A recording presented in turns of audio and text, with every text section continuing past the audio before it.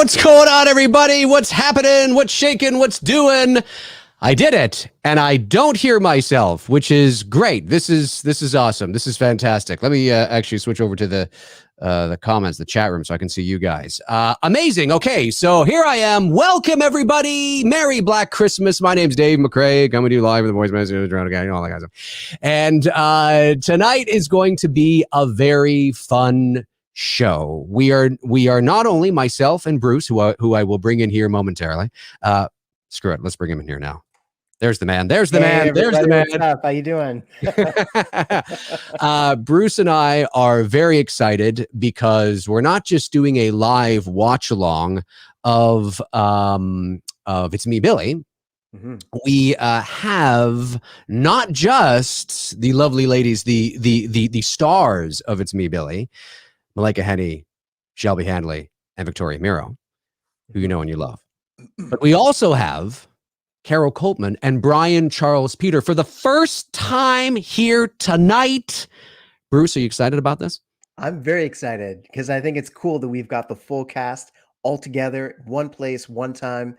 We're going to be sharing our thoughts, doing some commentary, just, hanging out. We're just going to be hanging out and watching the movie, and we might pause at some points and talk about some stuff and just have a good time. So we're excited. We're excited. Exactly. Yeah. And for those of you that are just tuning in or maybe tuning in after the fact, we will be showing the movie on the screen. So as you know, when you usually watch two dudes and some bullshit or whatever, I'm doing a watch along. Obviously, we can't show the movie on the screen. So you kind of have to watch along at home and listen to us while you're watching along. And sometimes you're not in the right spot. You're a few seconds ahead, a few seconds behind. Whatever. But that's not the case here because this is our movie. So we get to actually show it on the screen. So you don't have to worry about watching it, wherever else and trying to sync it up and what's the timestamp and all that kind of stuff.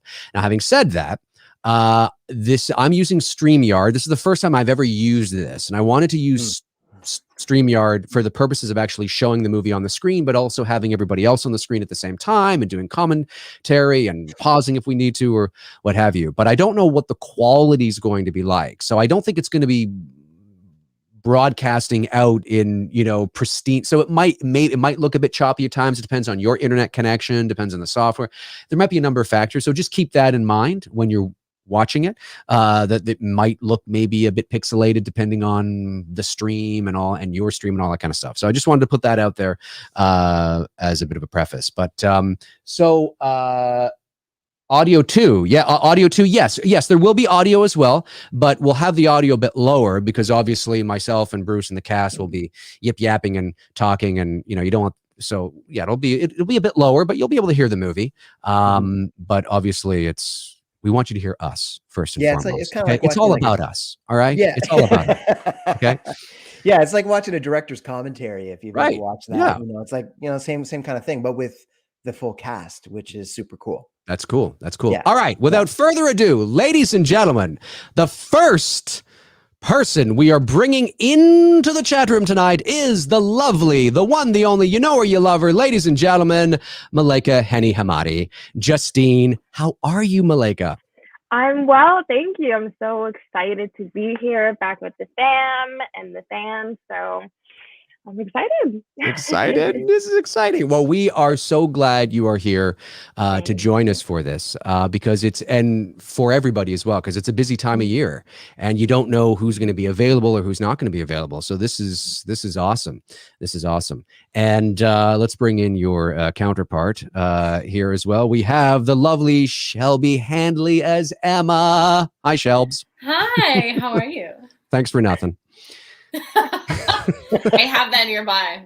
Do you really? Get it. Yes, I do. Okay. For those of you that don't know, that's a sweater that you had. Was it your sweater or was it your sister's sweater? No, it was mine. It was yours. Okay. Oh, yeah. So I think it was the first night we were there, and you had we had wrapped a bit early because it was the first day, and you had walked into the kitchen and you had this thing on, then you left, and it just says "Thanks for nothing" on your back. And I was like, I've never forgot it. Listen, clearly it made an impression on me because I'm still thinking about it. So amazing. That's awesome. And of course, ladies and gentlemen, the star of It's Me, Billy, Victoria Mero. Hello, Victoria. Hi. Hey, how are ya? Good. How are you? How you doing? I'm great.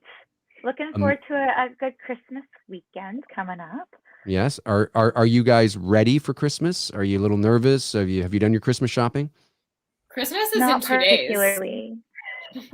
Yes, Yeah. I know that. Thanks for the reminder. Yeah. I know it's in 2 days. That's why I'm asking. Are you ready? I can't quantify that it's in 2 days. It doesn't feel like Christmas quite yet. But on That's a good Christmas Day, point. I think it'll feel like Christmas. It'll feel like Christmas. Yes, Yeah, you just gotta me too. get those Christmas jammies out, Shelby. You know what? I should have worn my flannel. You should You have. should Maybe have. that would get me more in the spirit. You're right. Do you still Mhm. have the I agree. pajamas you wore in the film? Oh yeah. Yeah. And my sneakers. Your slippers. And you do too. Malaika does as well.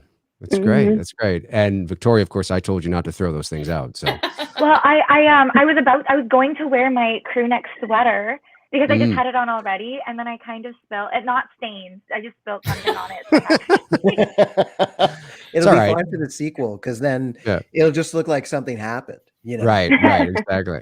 We already Exactly. had this whole other movie where a whole bunch of shit happened. So it's That's like, it. You got like blood and coffee all over it or something. Who knows how long you've been down there? Weeks. Yeah. All right. And without further ado, of course, joining us for the very first time, ladies and gentlemen, one of the villains of It's Me, Billy, Caro Coltman as Mrs. Crane / Agnes. Caro, thank you for joining us this evening. How are you? I'm very well, thank you. Amazing. Hello, everyone. Great. This is Agnes. This is Agnes. This is great. Aren't you excited, chat room? Are you excited? maybe I'm the only one that's excited. That's right. There you go. Cody Snyder says, Agnes! Exclamation mark, exclamation mark. There's somebody in the chat room named Chris Mero. I don't know who the hell that is. Anyway, I have no idea either. Yeah, no relation whatsoever.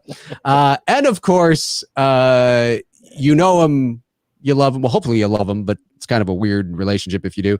The character of Billy, played by the extraordinarily talented and amazing Bryan Charles Peter. Bryan, welcome to the show. Look at him. He's already in it. He's already in it. This is great. I keep dropping my babble fish. Jeez, they fall out.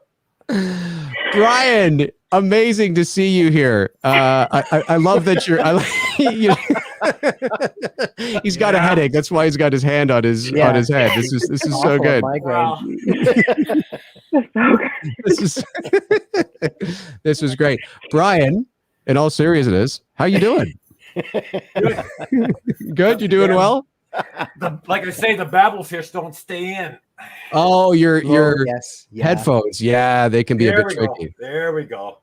You're in. Welcome. Bryan, as I've said to everybody else, I know it's a very busy time of year. We really appreciate you being here. Both you and Caro, the film could not have been the success it's been without you two. Yeah. The way you played your characters, the way you pulled, you were both amazing. And I sincerely mean that. I'm not just saying that. You've received many we've received many compliments about both of you. Yeah. And so, and one of the biggest things I get asked is that really Bryan's hair? Was he wearing a wig? Yeah. Is that really his hair? No, it's his hair. It's really his him. hair. Yeah. That's right. We talk about how, you inspired us with your audition tape when we first saw you with the long hair and the way the light was shining on it, and just how that influenced some of the choices that we made with your character. It was awesome. So we talk about that on other shows that we've been on. So it's been great. And yeah, we've never forgot your audition tape. It was fantastic. It was just great. Well, He knows that. But but thanks for being here. Are you so looking back on it's kind of hard to believe it's been over a year already. What before we begin, what I'd like to say, what's I mean, there's probably a lot, but when you think of the film, when you think of the production, and you think of sort of the experience, because you guys have gone on to do other things, and what do you think of when you think of the film, when you look back on it? Curious. Start with well, not the guy at the top in the middle, because I know what he thinks. We'll start with Malaika. Yeah, no, I mean, just looking back, something so simple I'll say is just something special.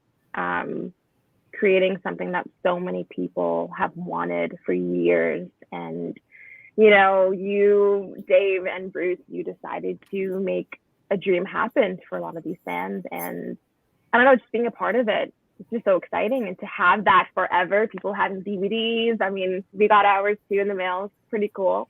Yeah, it's just memorable, very special. Very cool. Very cool. Shelby? I think I'll say when I think back to creating this project, like the one thing that I think of is the home. And I say home instead of house because the house was incredible, but we were all in the house and it did really feel like a little home. Like it was just the connection that we all had and the relationships that we built. And like professionally, when we were offset, it was just, like Malaika said, it was just like a truly special experience to be there in the environment that we were shooting and just be like living in that space. Right. And it did really feel kind of all encompassing. It just like felt like a little family unit. Yeah, it was one of the things, and I know the crew feels this way too, is that because it was essentially one location, excuse me, it was like we were shooting on a set for a week. You know what I mean? It was like it wasn't a it was just this one location, and because we were staying there for the week, not all of us obviously, but about 5 or 6 of us were, and we could leave things set up, which obviously really helped with the schedule as well. It was like a big set. And I know that Greg, our DP, shout out to Greg, felt the same way too. That kind of sticks out to me. It was like a stage almost in some ways, which was really, really cool. Victoria, what about you? I honestly, I don't know. I guess it was a lot of the relationships. It was just so nice, being able to film with such amazing people. Obviously, I knew Shelby, Malaika, Dave and Bruce, and then Caro, and then we got to meet Billy and Bryan.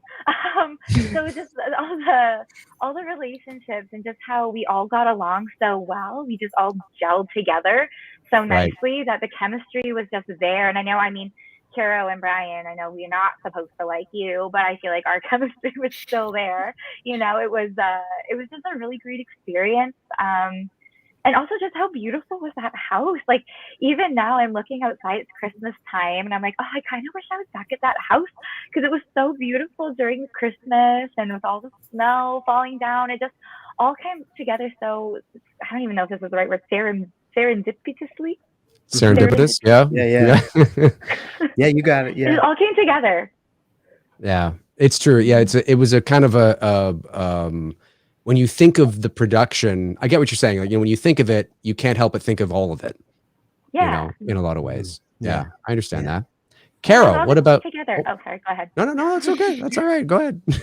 No, I just it all came together. The way it all came together and all worked out, and it was just brilliant. Yeah.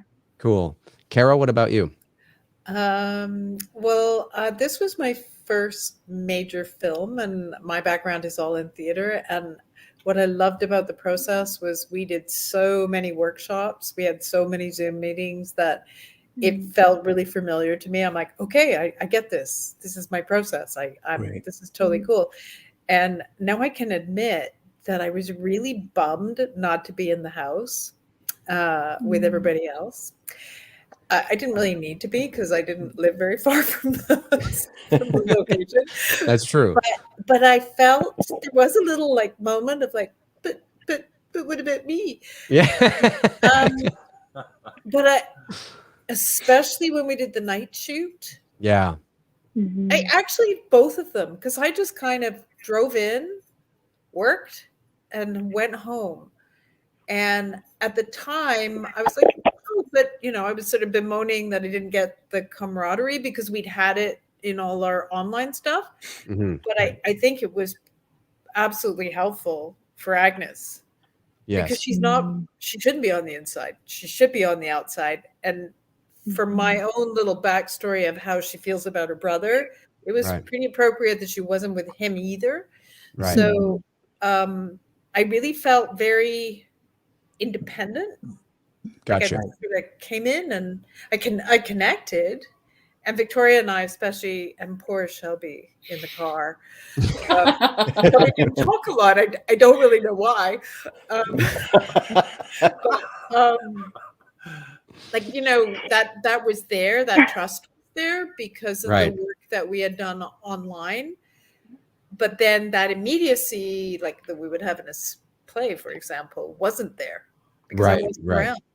So it was just like there. We're like, you say go, and then we're like, there it is. Yeah, that's actually a cool point. Your experience on the project is very parallel to the character in many ways, and the emotional disconnect from the sort of the overall kind of situation. You came in, you did your thing, and you left, and it's kind of like what the character was like too in some ways. Yeah. So I totally understand what you're saying there, but you killed it, no pun intended. You did. I mean, totally. Yeah. Oh, I mean, I can tell you. We'll see it tonight, but every time I see that change, it's that change that you to see you go from Mrs. Crane to Agnes. Yeah. That change is where it's like, oh no. You know what I mean? There's something up with this woman. What's she seems so sweet too. God damn it. What's going on? So we've had a lot of compliments from the fans about they really like that part of the performance. They really like that moment because it's of course the first moment in the story where we have any kind of twist like that, right? That's right. And it first happens with your character, and some people are like, oh, I knew it, I saw it coming, and then other people are like, what? Like what? No way, Yes. They just can't, they're beside themselves.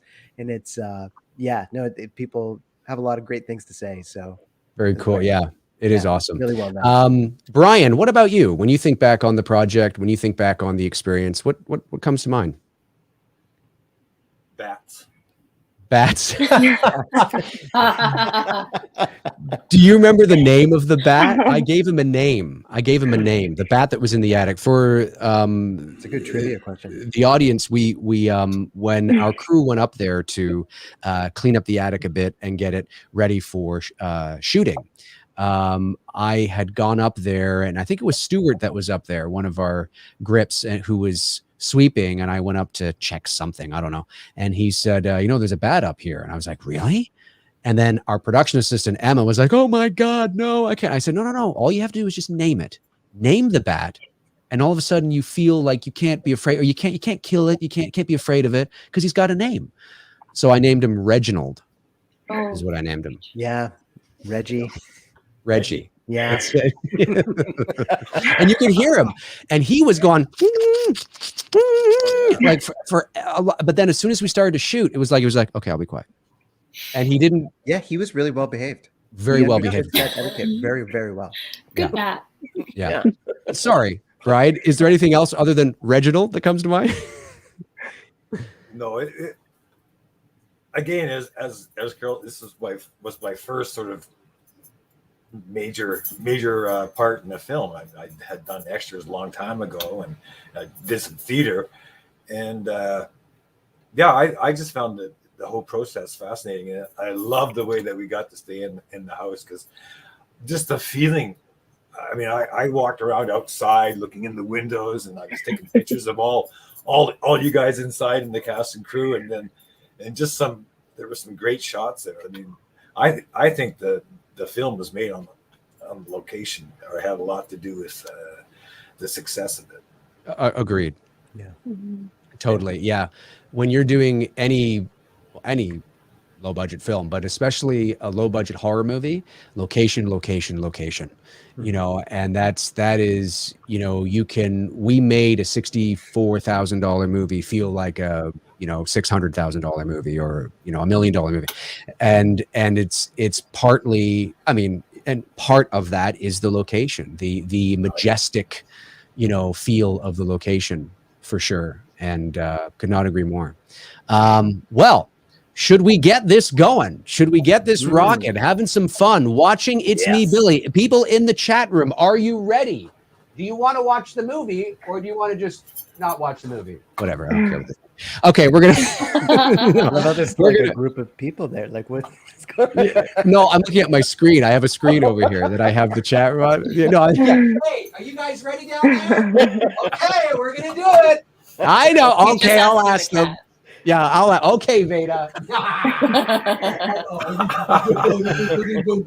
Oh, look at I do that. all the comics. It's yeah, there's lots of comments, Bryan. Lots of comments. Yeah. All right. Private chat there. Isn't it? All right, they are ready. So let's go over to this screen here, and there we go. And where are we here? I believe it's, what one is it now? I think I'm going to try this one. Is it that one? Yes, I think it's that one. There we go. And then I'm going to do this like that. Okay.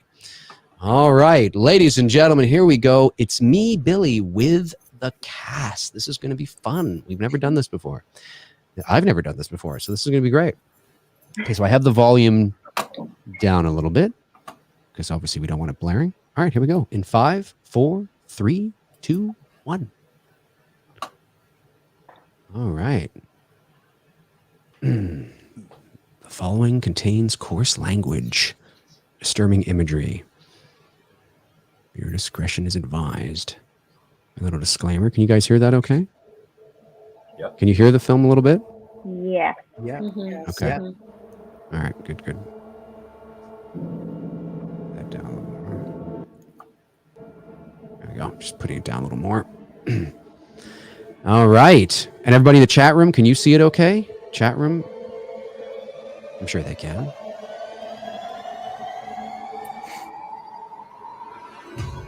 Boom, there we are. Adam Gamble, our drone pilot, shout out to him. Amazing work with all the drone shots. Mm-hmm. And there she is. Here I am. So what were you thinking right here, Victoria? I don't remember. I know you're joking around a lot with our microphones and chatting with the mic guy. Adrian? Adrian, thank you. Goodness, yes. Hi, Adrian. Okay. Just wish we gotten in. Yeah. Such bullshit. I mean, they had no interest in letting us see. Yeah, and I think for folks that, you know, anybody that's received the Blu-rays so far, if you've watched the behind the scenes, this was actually the very first scene that we shot. They don't care, Emma. So That's first right. scene in the movie, Anyone first scene that we who's gonna actually mention filmed it. too. You are not just anyone. You're not some news reporter, Sam. Your grandma lived to tell. My grandma. Yeah, all three of you are amazing, because when we'd say action, you were in the zone, you were on point, and then we'd say cut, and we'd hear little giggles, and it was great, but it was so, the transition, like the contrast was incredible. I mean, we didn't have to shoot that much, you know, because somebody really wanted to look like flubbed a line or anything like that. It was very rare. I think once or twice maybe, but It ever even happened, you know? This whole town is like that. You have a past like that, please. that's right. People don't forget. People don't forget. We shot that about 4 times. Yes. Mhm. Well, because sometimes you were like, people don't forget. And I was like, no, I think you should come down. People don't forget. And you were like, Yes. oh, yeah, that's better. That's exactly how I rehearsed it. People don't forget. Yeah. It's more ominous this way. That's it. Love Exactly. it. Shot is so beautiful. It is. Yeah. Yeah, Adam did such a great job. Yeah. This is what I was talking about with the Christmas vibe. it just all came together so nicely. Yeah. This ominous music, and Victoria's like, this is such a Christmas vibe, guys. This is what Christmas is like in my house. No, That's right. Shelby. Lucky with the weather though, because I lived in Yeah. Ottawa. It's not always snowy in November. No, it's not. No, well, and when we arrived at the house, it was not like this. When we arrived there on that Sunday, there was no at snow. all. Yeah. And then when we ordered pizza that night, Nikita came in, who's our gaffer. He was unloading the truck, and he comes in. He's like, "Guys, it's snowing." And we're like, "Okay, it's snowing, but is it going to stay?" And this is what ended up the next morning. We were like, "Oh my god, that's incredible!" It was perfect. Yeah, we were prepared to shoot without snow. I'll go get our stuff. Sorry, Brian, go ahead. Can we set the quality of it? The film? Yeah, like I thought the resolution is. Oh, hang on, there it is. It might be just your internet connection, Brian. The resolution is at full on my end, so that's what's going out. Okay, it's a little jerky. Okay, A little jerky, a little bit. Yeah, it could. Like I said at the beginning of the show, it might depend on people's connections. so can the people hear us talk? Yes, they can. Oh, then no one's watching the show. That's right. No, we're listening to you, Brian. Yeah, we're live. Yeah. We're live. We're live. People can see the movie. They can hear us talking over it. Yeah. This is such. I love this moment with Malaika and Victoria because, you know, we always saw sort of Justine's character as kind of like the spunky one, almost like the Margot Kidder type character from the original, where she's got a bit of sass to her and you know a bit of spunk to her. But this is a real moment. It's a real heartwarming moment where you see that she really cares about her friend. You know. Yeah, one of my favorite scenes. Malaika, it was so cute. Yeah, I loved it. Hi, I'm Sam. Sam, I'm so happy to finally meet you. I'm so sorry for your loss. A lot of people have given compliments on the unicorn brooch. A lot of people really love that. And they totally pick up on the, you know, the homage to the original 74 film. So yeah, no, it's great. I was a huge fan. And I love the way you played this. Yeah. Like you just play it straight, like you're just a friendly neighbor. Thank you.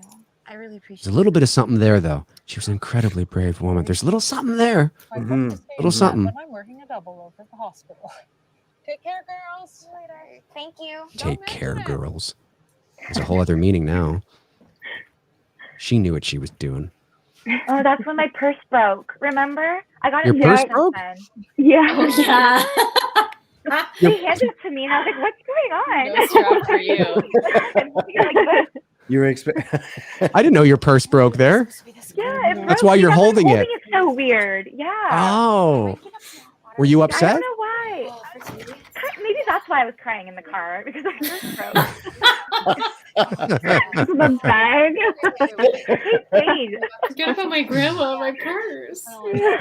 That's so funny. Too good. I don't remember how. I think it just snapped. I think I had too much stuff in it, maybe. Yeah.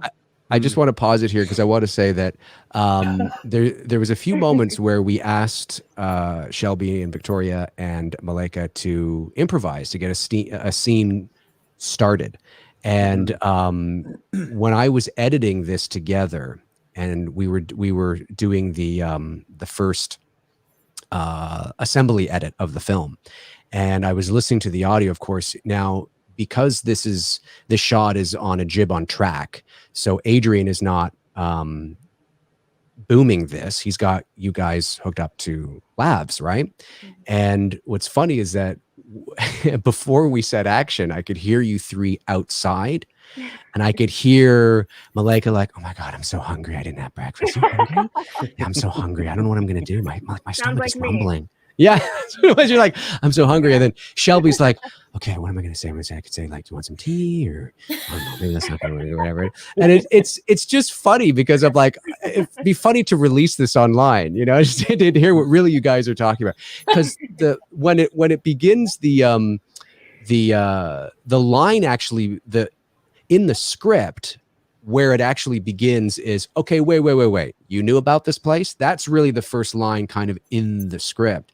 But everything that is like, do you think your grandma still has some tea? Or I don't know. Yeah, maybe she does. But that's all improvised. And that's why it probably feels very natural and conversational. Anyway, I just wanted to say that because I every time I see this now, I think of you guys outside going, I'm so hungry. Are you hungry? Yeah, I'm hungry. What's going on?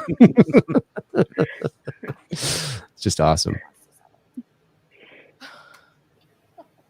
Come on, wait until I show you the rooms upstairs. Am I gonna get lost if you don't keep up?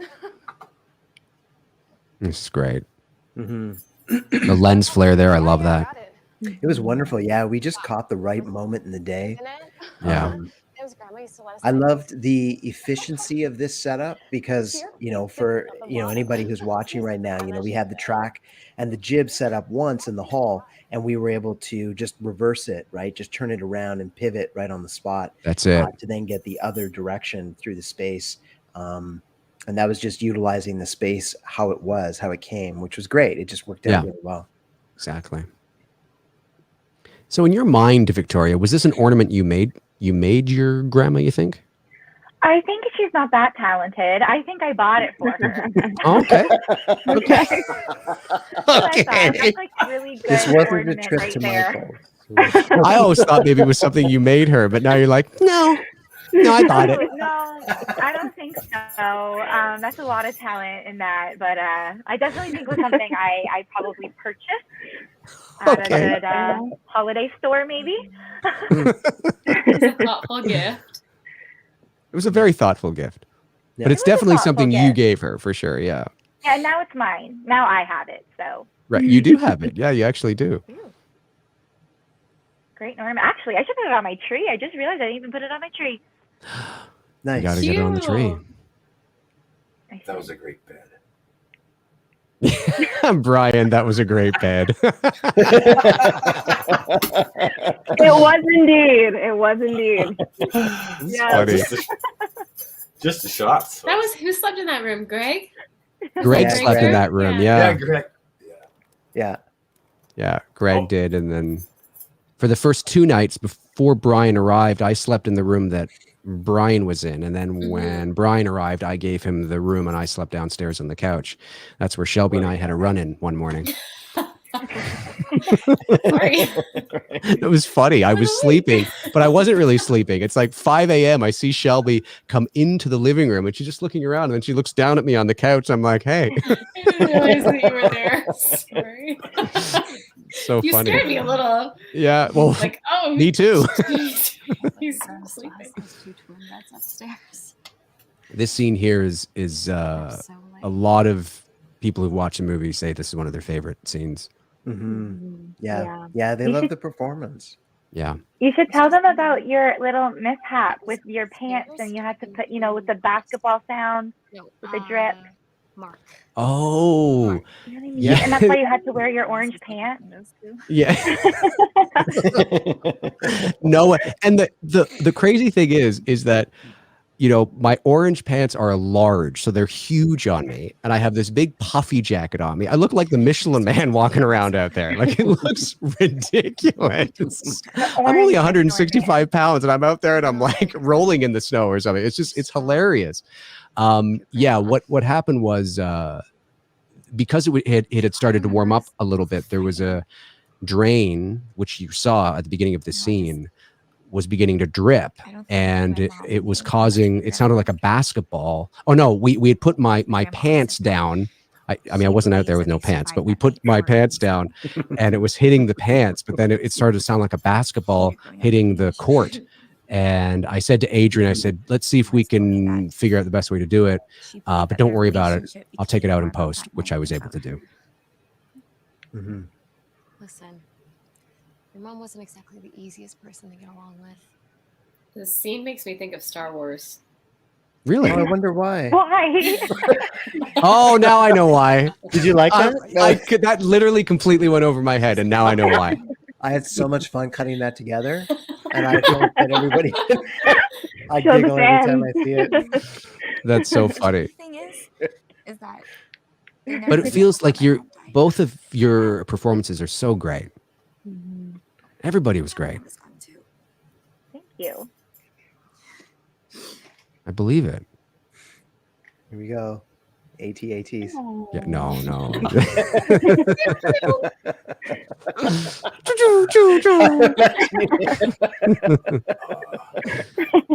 It was a lot of fun to put that together. Now, I don't know if our cast knows this or not, but this shot right here, this is what this symbolizes is where the camera actually lands, is where the actual phone is, and the camera is the same height as the phone. So it's as if the phone is watching the girls from the living room, as if Billy is watching them. Yeah, I didn't know that. Mhm. I was Neither. outside for this shot. You were outside for this shot, were you? Yeah, I was outside Yeah, the window you there. scared Yeah. me. He was Very creeping cool. around. Yeah, he was. Brian was lurking and he was scaring me. I'm like, who is that man outside? Well, and there's a POV shot here too, which kind of works. There he is. Right there. Well, that's Agnes, There's though, isn't Brian. it? Yeah. Ooh, yes. Oh, Yes. Yes. That's Technically. correct. Yeah. Technically, this is actually Agnes's POV. Yeah. Agnes wants to know why she's not staying in the house. Agnes wants the wine. I really appreciate you guys being Okay, well, you can have I really hope you're gonna you can have the attic. We weren't gonna let you come up here alone. It comes with roommates. Basically. That's right. You Reggie. guys are amazing. Seriously. Oh yeah, we know that, but somehow you're just forgetting. Yeah, we kept it on a 3-shot of the 3 of you. And the first time we switch the shot is when Victoria begins to kind of go into her monologue about the past, and that's when we're on the jib on track, pushing in towards across the table, and that's as if like you know we're the feeling we wanted was as if the audience is now leaning in. They're at the other end of the table and they're leaning in to listen to what Victoria is saying. If it wasn't for all the unwanted attention because of the book, I don't think you would have moved up here in the first place. Like, I think she thought that. This is the scene, Malaika, where we couldn't stop laughing. Yeah, that's true. Every time I watch it, I'm like, wow, how did we get through this scene? Yeah, and you look good. You're not even cracking a smile. She had enough. There, No. Made it maybe. through. I did make it through. I did make it through. Yeah, we did. It was hard, Because but you guys had got the giggles out by the time that your shots came. There were some of my shots that I was like, not rude. so sorry. yeah, we love you. We love you. Okay. You couldn't tell. Yeah, Like, no, I had to no, tell him, like, I'm like, don't look at me. Like, don't I look know, at like, me, or else I'm gonna contact look at happening. me. Don't look at me. None. you guys were on point. Mhm. She once told me that Peter was an angry, jealous, self-entitled. Those actually are microwave dinners that our production Yeah. assistant They Emma were got not from Walmart, I bad. think. Yeah, No, they yeah, weren't. they're They're pretty pretty good. Yeah, Yeah, Emma Pretty did a good. He was the one. Emma did a great job, like making it look all pro. Like you actually cooked that and like Yeah. carefully prepared that. Just even feel like my grandpa. Yeah, Yeah. made me want to go buy some. But even she after. says it's a microwave dinner, so it just looks like we really tried. That's Yeah. right. Do you think the killer's still out there? I love that. So, do you think the killer's still out there? Or Yeah, that was like it's great. like Yeah, when we were cutting the trailer Take me together, like home. one of the when we were cutting one of the early Look at these teasers looks. together. Yeah, Yeah, I no, love like it. these beats, these moments, these performances, like really stood out. And Dave and I were Yeah. like, "Yes, let's put that in." Like, yeah, there was I forget which of the trailers it was, but it was like, "Yes, It was the that's teaser. Yeah. yeah." We were like, "Oh, there's that dramatic moment," and it actually influenced how we edited the scene itself too, because we hadn't quite got there yet. The wine wasn't Now, bloody enough. Sorry, say that again, Brian. I said the wine wasn't bloody enough. That's true because it was cranberry juice. Little more burgundy in there. That's right. Jose. It was a fruitier wine. Yes. Yeah. Exactly. Yeah. So we get a lot of questions about what movie you guys are watching. And I have to always say that they're not watching anything. The chainsaw and the woman screaming is something I added in post because nothing says a horror movie like a woman screaming with a chainsaw. But I think you were watching just like a still image of The Walking Dead, or We were Yeah. watching The Walking Dead. Walking Dead. And Bruce What did fast we forwarded tried to to a watch scene that was really Hereditary? bright. grandmothers. Mhm. It was too dark though. We did start watching Hereditary, but then it was too dark. Right. Bruce said we couldn't do that, so Yeah. Well, if Bruce says you can't do it, then you can't do it. exactly. And I think we were watching the same part that I watched upstairs in the room. So I was just like, Mm. yep, this part again. Yeah. Great. Reset. All right. Yeah. 5 minutes and 20 seconds in. Got it. Some people have even said, like, what is she watching upstairs? It sounds like some documentary. Hey, she's into it. Now, I'm going to pause it just for a second because I've mentioned this before, but not everybody knows this. So, whenever you see Bryan on screen and you hear Billy when he's on screen, that is all Bryan. So right from the tantrum in the attic to singing Little Baby Bunting to Malaika's incredible death scene, just the whole and the cackling and the laughing, and that is all Bryan. The phone calls are all me, except for 2 moments. There's a moment, and they both happen during this phone call. So you'll hear almost like a cackling laugh, like a or whatever. That's Bryan. And then there it is. There it is. I love it. That's it. That's great. Yeah, that's it. And then the last thing that he says, the last thing that Billy says before Justine takes the phone is, "I'm going to kill you." That was Bryan as well. That was not me. So have to give credit where credit is due because Bryan absolutely nailed those 2 things. Just unbelievable. There we go. And I just like to say that I'm the reason that we had hot chocolate. Yeah, I really pushed for that one there. It actually was. Yeah, you are right. You did. You did. But I also Shout had a out lot to of you. problems with continuity, and Miss Shelby was the one to point that out. Mhm. Here comes Bryan. Here he comes. Wait a second. That's me. That's me. That's me. Here's Bryan.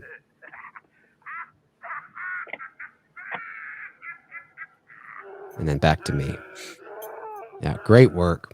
Great work, Bryan. I was curious how that went. I couldn't even tell when I first watched it. Is that me? Jesus. That was you. Yeah, that was you. Your prank calls aren't going to scare me, pal, okay? They're scaring me. Yeah. I love them. I love this shot coming up. The 3 of you here. I love it. Shelby, you look very Nancy Drew. I'm gonna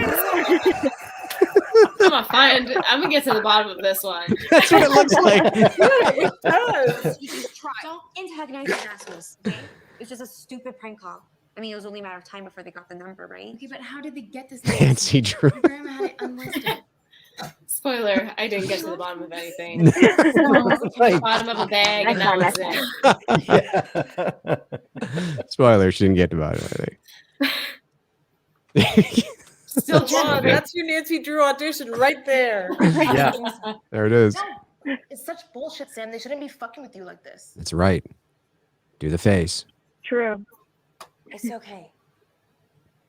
How many faces did we get you to do? I think you had like 4 or 5. I Yeah. did a few. Yeah, my like normal, my normal face, like my go-to face was a Right. bit too weird, I think. So we went for this one. Okay. Yeah. Here it comes. She's like, all right, you want me to do it? Fine.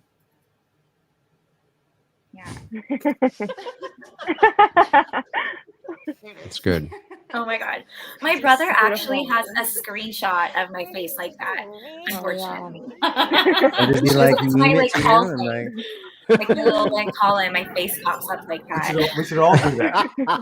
Yeah, that's horrible right. brother thing to do? We should all send you a Christmas card with our faces like that. Oh my god. That'd be hilarious. Yeah. That'd be so good. So good. He's coming. He's coming soon. Really does look like you're asleep. I believe it. I think I did fall asleep at one point. You might have. I definitely did. I don't remember which point. Sure, But I like, I definitely was fell asleep. I was not asleep. No, you were staying up. Nancy's doing research. That's right. Same moment, Walking Dead. Yeah, That's it. Yeah. And if you listen very carefully, you can hear the slight creaking of the rocking chair in this scene above Justine.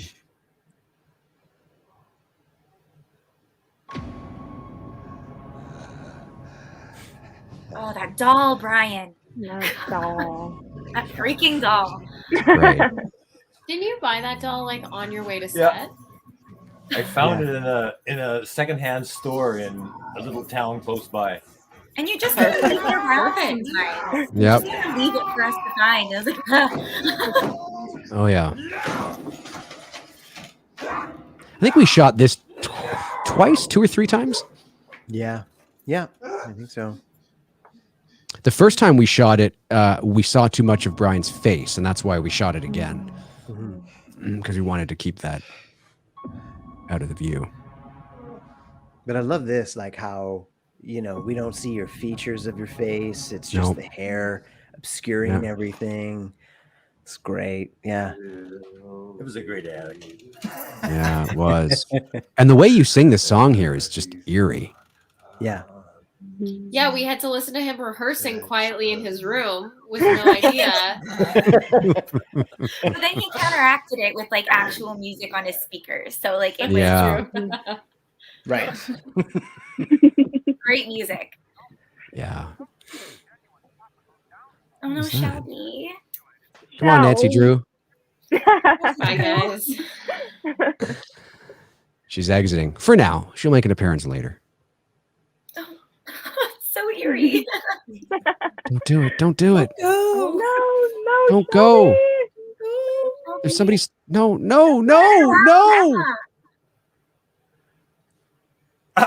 Sam, wake up. No. Ah, Damn it. Do you know how many people have said to us that it was like it sucked to see both of you go? They loved your chemistry so much. Malaika, Victoria, Shelby, like sincerely. We've had a lot of people tell us, my only complaint is that I wish we could have seen more of the girls, and which actually is ironically, that's actually a positive thing because it means we did our job at creating real character development in such a short period of time, where they actually cared about you guys. It wasn't just like, oh, okay, she's dead, whatever. No, they didn't want to see you go, Malaika.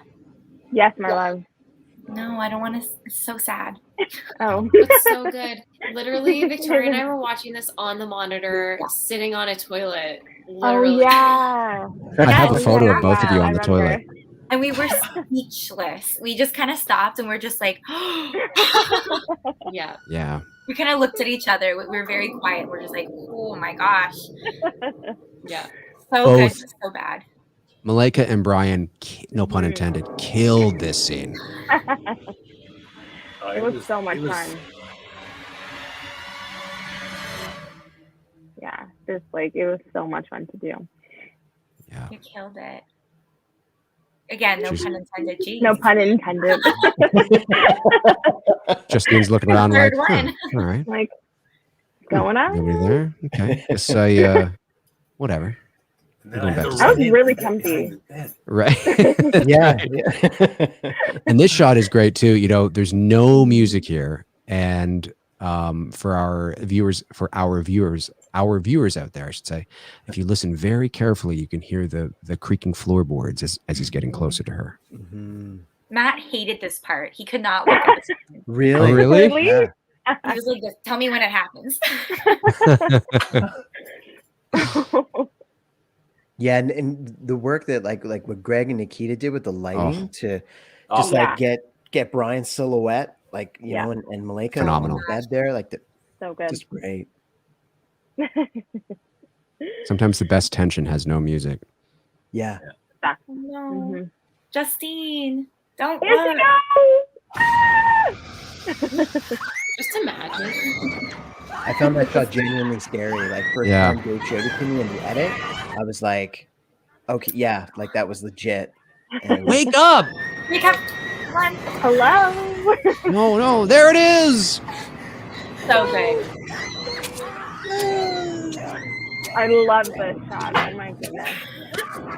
So good. Listen to that cackle. So good. So good. This is my favorite shot. This silhouette. Yeah. Yeah. When he stops her the first couple times, you're like, okay, but the fact that he just does not stop stabbing her is when you're like, okay. Yeah. He stabs her 22 times. Bryan. Oh man. 22 times. 22 times, Well, Brian. Yeah, What that's did I right. do to you? Damn. It was when I started to slow down, it was like, it was a release, right? That's all. Yeah. Well, but Brian, you were so like, I remember when we were sort of walking through a bit of the choreography of it, and, you know, we kind of said, you know, here's what we want you to do. This is going to happen. We were kind of making sure. God, I sound very Canadian. We're sure you're okay today. You know, making sure that shit about it, making sure. Making sure that you know, that you guys are okay and everything's okay. And we actually had a wooden board underneath your pajama top, right? Thank So God. that wasn't because Brian was actually coming down and stabbing the wood, but it was just a safety net, right? It was just something there in case something had accidentally happened. And so that was good. But I remember because I think, Bruce, you were in the room, and you were handling that side of it, and then I went into the washroom where Shelby and Victoria were hanging out by the toilet, and where the monitor was, and I was watching on the monitor. And I remember when the very first take, Brian, you leaped off the floor onto the bed like it was nobody's business. And I'm like, holy shit. Yeah. I'm like, you got up there so fast. Like you just leaped, you sprung up. Like it was just awesome. It was just awesome. Yeah. But I just wanted to say, this shot here, of course, is what we affectionately called on set the oneer. And this is about 2 minutes. It's about a minute and it's not quite 2 minutes. It's about a minute and 49 seconds, minute 50 something seconds. And there's no cut. And this was probably the biggest logistical setup of the entire shoot, because it's a 2 minute tracking shot through various spaces, 2 floors. It took about 3.5, 4 hours for our crew to set up, and then about another 3 hours, maybe 2.5, 3 hours to shoot. So starting to set up maybe around 5 in the evening. No, maybe it's around 4 actually. I think it was still when it was daylight out, and we were all done by like 11 and done that shot. And just, you know, our crew was so incredible to be able to light 3 or 4 sides of the house, 6 or 7 different windows, and it all had to match, it all had to be consistent, and there's no cut, you know, and then if you screw up, you got to go back and you got to start again. And there we did 8 takes of this, and it was the 7th or 8th take that we ended up using. So Victoria, what do you remember about this? I remember thinking it was super cool. And then I remember also feeling so bad for Greg because he had that heavy like thing The on Ronin, him. But then I remember there were these 3 steps he had to go up. And That's every right. time, because he was walking backwards, I think Nikita was behind him. Yeah. And it Dylan, was the actually. doorways, right? That kept jolting it. Yeah. So then I think Nikita actually was the one who ended up having it on his back at the end. Am I right in saying that? No, that's that was for the basement scene. For the right, POV yeah. shot. Yeah. For the oneer, it was all Greg, and it was Dylan Lobo, our second assistant camera, who was spotting him down the hall. Yes. And then he'd say now, and Greg would know to take a step back, because it was those baby steps, like 3 little steps that he had to come up backwards, and then he goes into the main landing, and then he has to pivot and start following you down the stairs. Yeah. It was quite an ordeal. It was not easy to do. And I just have to remember, like, I'm kind of a clumsy person, and those slippers were pretty big. And I'm like, do not trip down the stairs. Yeah. Do not mess this up. No, Poor you were Greg. great. And I've said this before. I got to say it again. Shout out to our first AC, our focus puller. Yeah. Jacqueline DeBacco. I always say this. It's one thing to be able to pull focus and keep everything in focus during a 2-minute tracking shot, but it's a completely other thing to do it to do it in the dark. And she was keeping everything in focus everywhere we went. And just, I mean, Jacqueline, if you're watching, you're amazing. Yeah. Unbelievable. Yeah, great work. Really great work. Yeah. I love the silhouette and everything too. Yeah. Beautiful. This is my favorite scene. Yeah. It's so well. The lighting here too. Oh, I was So downstairs good. and watched her come down. Whew. Yeah. She's like, what's going on? What is that? And you had to hit your mark too in front of the window? Yeah. And it was dark. Yep. So that was hard, but we did it. Yeah. Some people have asked us if we, see, it's kind of gets dark there. If we, if we actually cut there. Nope. No cut. No. Justine? Justine, oh no. Yeah. Now we pivot. Yeah, it's great. so good. Don't trip. Yeah, don't trip. Yeah. Can you imagine? Oh, Reset.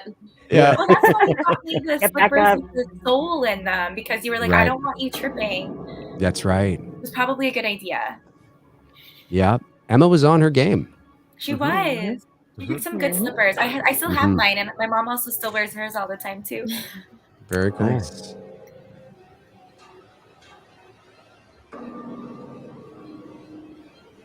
Yeah. And then we finally cut. Great scene. Yeah. This is good too. Hello?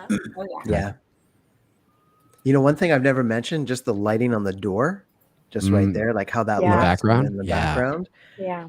Like, just love that. Yeah, Yeah. me too. And I think that's just all reflected light. It's really not like there's a fucking light in the lights. corner. It's just love Here that. comes our first crash zoom. Oh, I love this shot. Right there. Yeah. So good. We didn't even plan that puff. It was just I accidentally exhaled at that time, I think, and you guys were like, "What?" Oh, as soon as I saw the breath, I'm like, oh yes.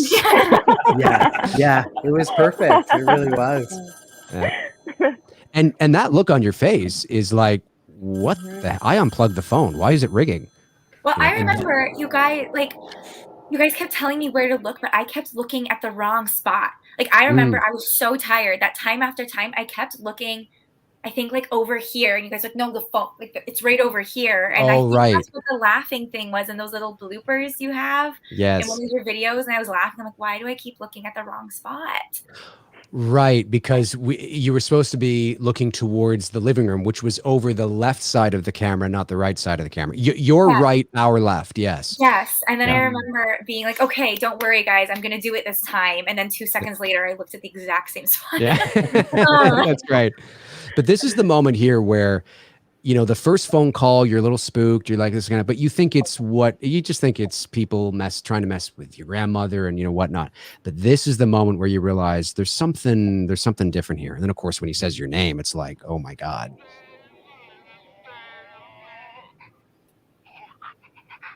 Hello? Who the hell is this?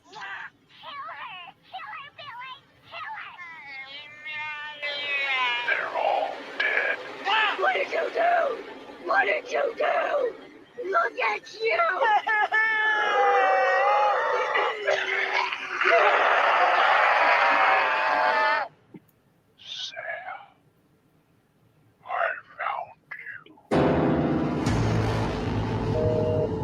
You look petrified. No, it's great. And we just love the beats, like when cutting this whole section together, just to get Yeah. the beats right. We chopped it up a little bit more to get some of that fast pace. Yeah, that adrenaline. Yeah.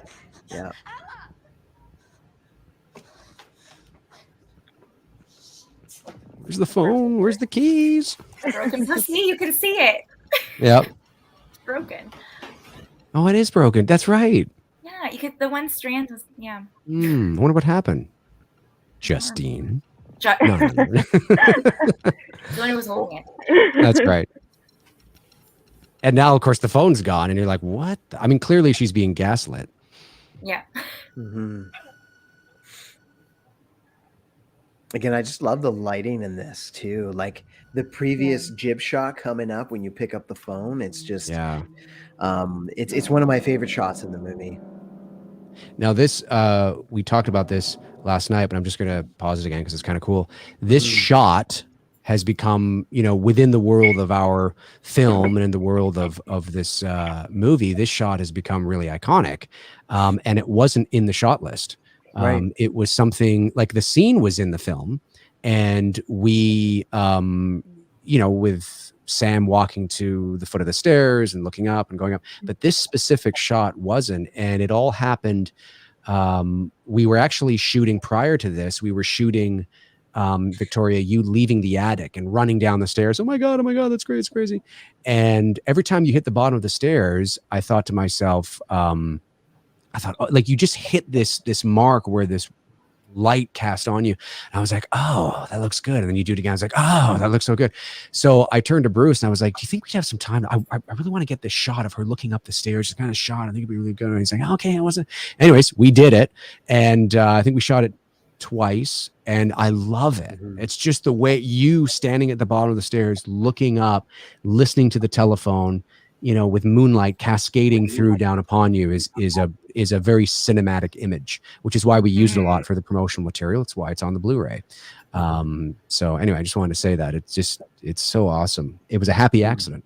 Yeah. No, and it was a great call, Dave. Like it really was, like when you suggested it, and it was just, it was great. Really great. Yeah. I want to say how much I love the color. Like even just this, I'm betting this was a happy accident, the sweatshirt with the blue light. But I was thinking it earlier with the blankets. Right. They were so complementary to each other, and there's a lot of really beautiful unity. And I also think he probably did a kick-ass job with color correction. Yes. It's all part of it. It's so pretty. Yeah. Yeah, we did. There was a lot of back and forth with like the color correction, color grading, like all that stuff. Like, we passed it back and forth several times, even from the trailers to the actual film. And we actually talked about there being like 4 those distinct colors. Those. You see the blue on the wall, and then we get red. Yeah, that's right. Now we're somewhere else. Yeah. And we had like 4 distinct areas of the film that we wanted, like 4 distinct colors. Like color schemes basically. And this one, like you just said, going into the red and carries us right up into the attic. Yeah. And in my mind, when we were directing this, it was like there was always that moment, Victoria, where there was the point of no return for you, right? But it's almost as if you're hypnotized by this phone that's ringing. Yeah. Like it's like there's like a psychosis that's almost happening. And it's also the curiosity. Like, are they alive? We're like, right. Yeah. You can't find your keys. You don't know where your phone is. Yeah. She should just run out the door. Like she should. Emma said, but she should, and she eventually does. And God damn it doesn't work. Can I ask Victoria a question? Yeah. When you're going up the stairs, I never thought of this before at this moment, but is there a moment where you wonder about your grandmother? And whether she could be... I mean, I never really thought of that. Like, it could be her. I think in my mind, she's like gone. Like, I feel like she's very much grieving her. But I don't think, that's a very... I never thought of that. Maybe. Because we all say, right, you should run out the door. But what if you think that you are connected to the person that's that it's a loved one who is the monster? I never thought about it before, and it was just the way you were walking up the stairs. Mm. Oh, like, It's not. That's some insightful stuff right there, Caro. You'd think I you were an like it, artist. I don't Caro. know. I'm just saying. That's some insightful stuff. No, but I like that. That's it. Yeah. That's pretty cool. That's a cool idea, is what I'm trying I to like say. it. Yeah. Anyways, I just wanted to pause it again because some fans will see this, some won't. I don't know if the cast here remembers or not, but obviously, Jess had written a book which made her very famous and rich, and she got all this unwanted attention. There is the book, of course, the Belmont Murders, and beside it there is a manuscript, and that manuscript actually says, it might be hard to see over the stream, but if you actually watch the movie, certainly on online or on Blu-ray, you'll be able to see it. It says Peter's Innocence by Jess Bradford. And that is to, put a hint out there that Sam is right, that she did start to have doubts, and so much so that she was in the middle of writing another book about it. And how does that factor into the other half of the story? Well, I don't know. Well, I do know, but I can't tell you.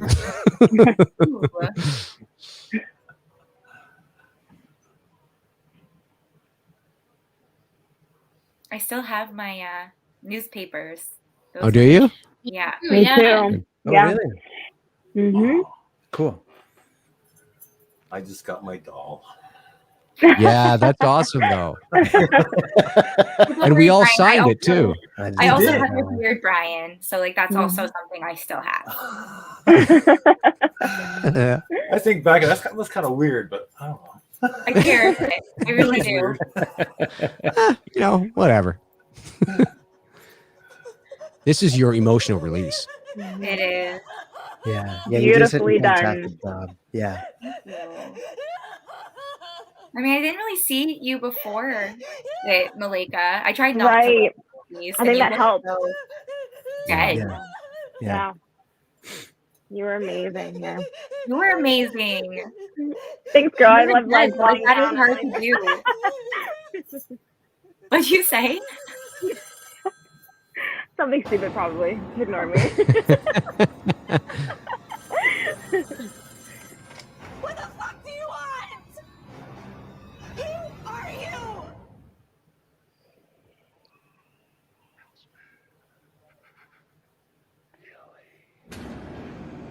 Ooh.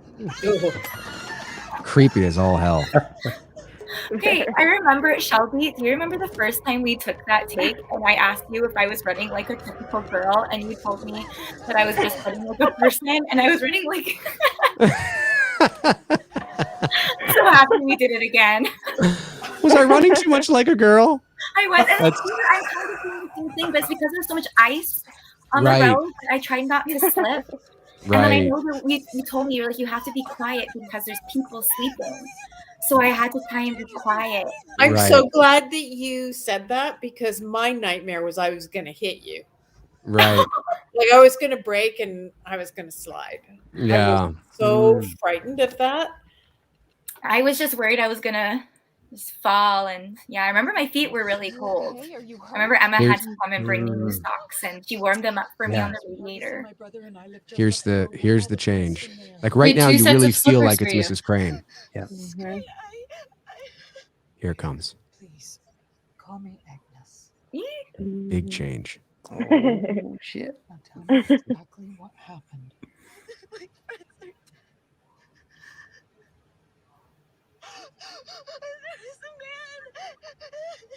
Don't worry, dear. I'll make sure you're taken care of. So good. Yeah, it was a great transition. Really great transition. Yeah. So sorry. I thought I saw something run across the road. We're going to be too careful up here. Do you see anything on your side? Oh, there's nothing.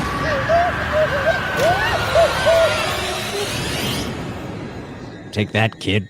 No. And we love what you do with your hair here. Just the whole like. Well, the whole time I'm doing it, I'm like, they didn't tell me.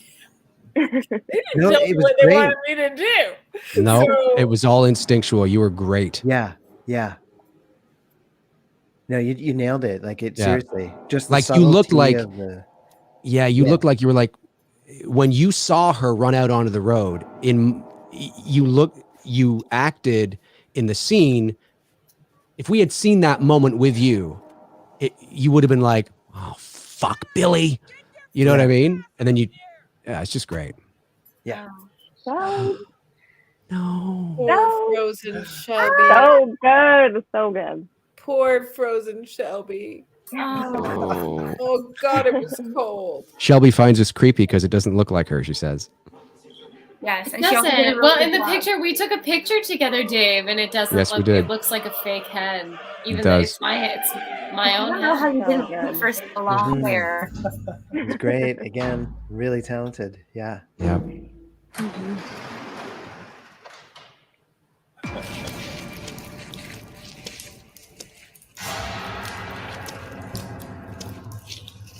Bryan, props to you for being able to carry me that many times.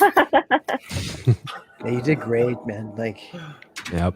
Oh, when I got caught on the door here, I remember that. My jacket got caught in the latch, so I couldn't get in. I forgot about that. I was wondering what that shot would have looked like. Poor Victoria. Looks like you got caught. Both of us straight. Also, didn't we find like a picture of Leonardo DiCaprio in that sink or something? Do you remember that? We found some We stuff. did. Crazy.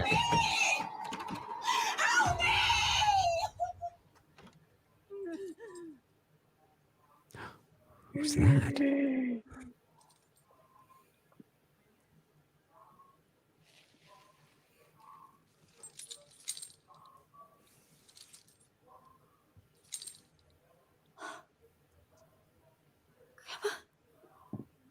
What? yeah, it's great. No. What happened? What happens now? What that's not right. What the hell happens now? Come on, Blumhouse. Yeah, exactly. My phone's on. It's not ringing. Yeah. It's not ringing. But it's on. Strangely, we're all available. Yeah, that's right. I'm We're just all saying. here. We're all here. I don't know what you're waiting for, but we could all make money together. I'm just saying. Yeah. What a. I was gonna say. It's we didn't.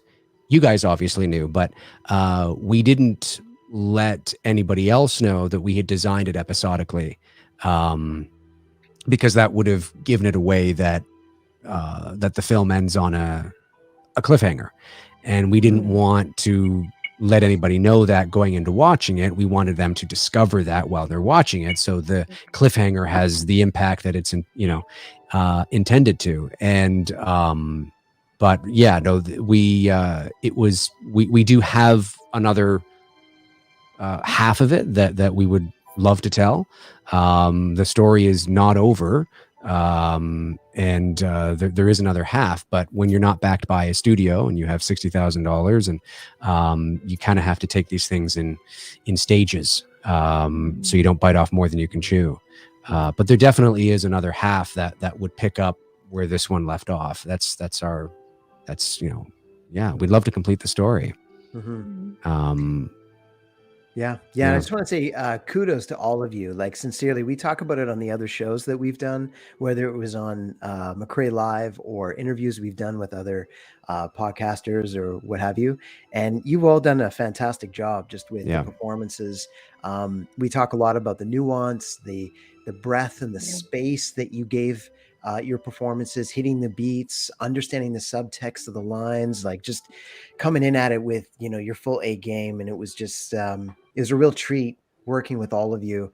It was just, I had a lot of fun. I know Dave did too. Like, it was just, it was awesome to work with you, and just, it's such a pleasure. Like, seriously, with all sincerity, it was just, you're all very talented and really great. And, we're excited to work with you again, whatever that will be. You know what I mean? Yes, for sure. Because it always, I can understand why some directors will work with the same people.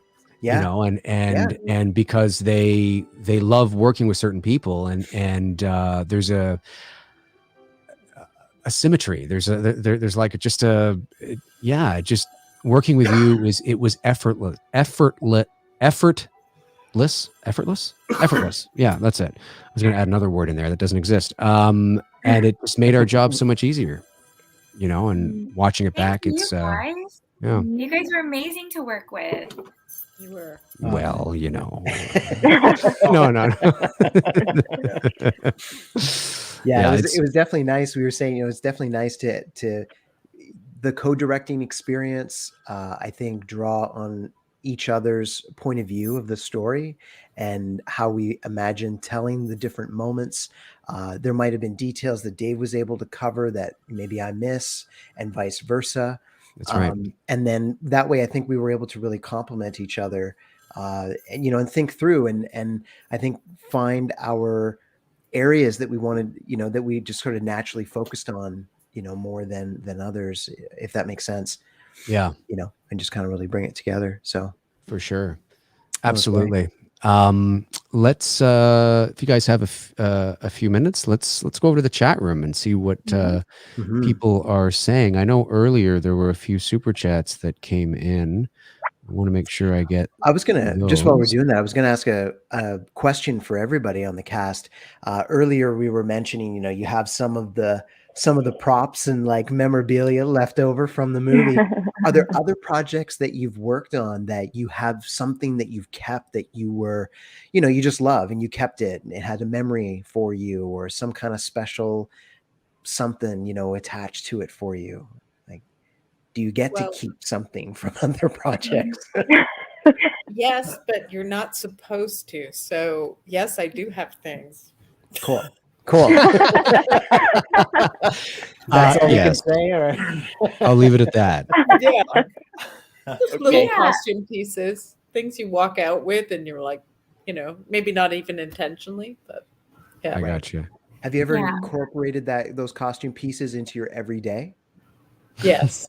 Nice. Yeah, remember the fingerless gloves? No, you guys don't, but the fingerless gloves were a thing in the 80s. Yes. Yeah, I remember that. A pair of lace fingerless gloves from the Stratford Festival. Oh, yes. Supposed to be 17th century, but I was wearing them in the 80s. Right. Yeah. You're walking around. You were hip. Careful, you look back there now. They might come get you. I do. I have one of them now. I have one. Strangely. I think they're coming after you. I didn't Malaika, didn't you took the letter opener, right? I did. I still have it. Yeah. I think that's so great. No, I don't have the doll anymore. You don't have the doll anymore? You're not getting it back. Oh, you have the doll. No, you don't have the doll, or you do have the doll? With this? No. Didn't we all sign the doll? Well, I think we all signed the doll. Yeah. Yes. Yeah. We did. But no, I was going to say, I remember when I asked you, hey, Malaika, what did you want anything from the set? You're like, the letter opener. I'm like, oh, okay. Like, give it to me. Yeah. Like, didn't even have to think about it. I was like, no, you can. She's like, do you mind? I was like, no, it's yours. You can take it. Take it. That was great.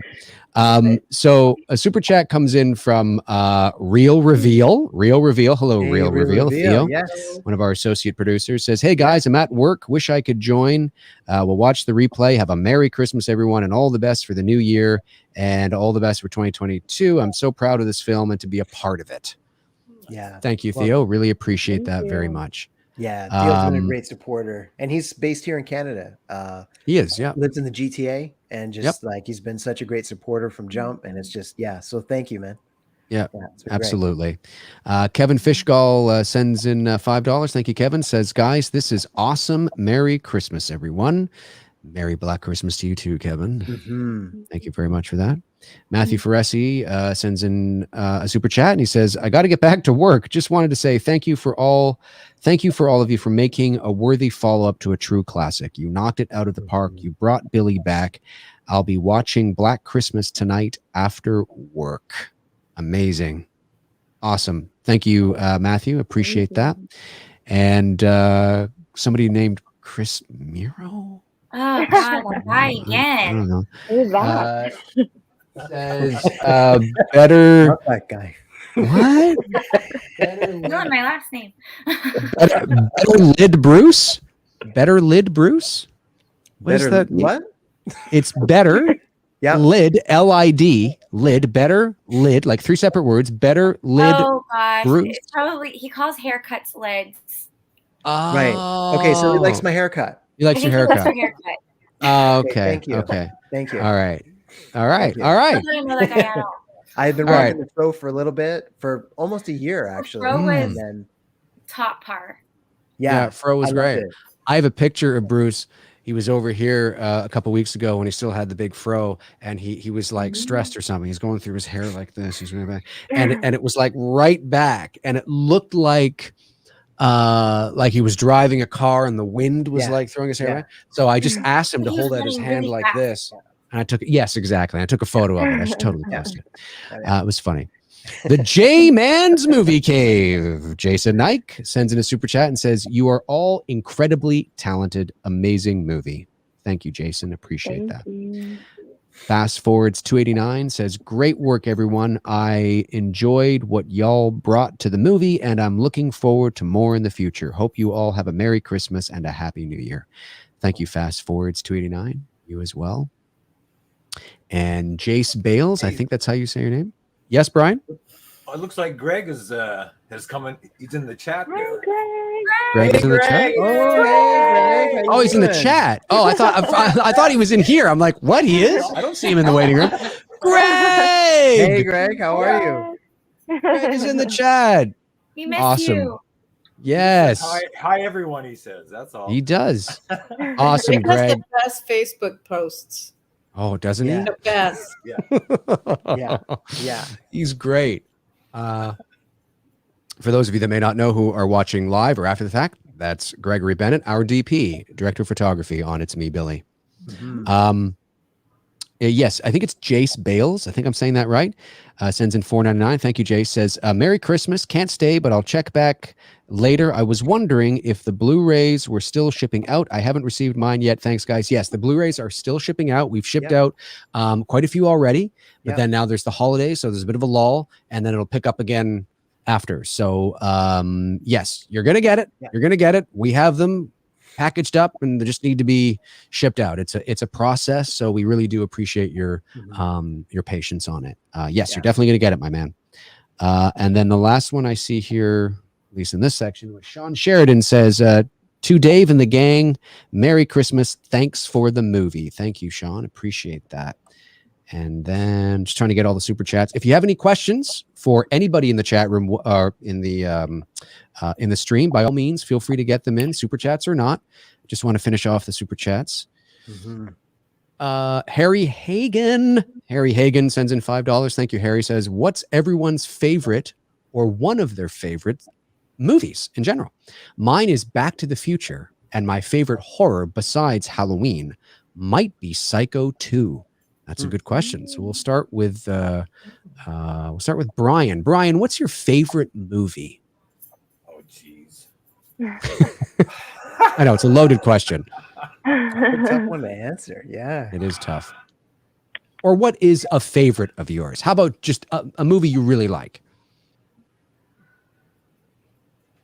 Oh my goodness. Tell me, Bruce.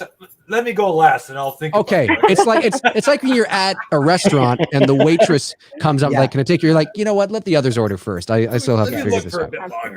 Okay. As we go around the table, order slowly, please. Right. Malaika, how about you? My favorite movie of all time is The Fifth Element. Good choice.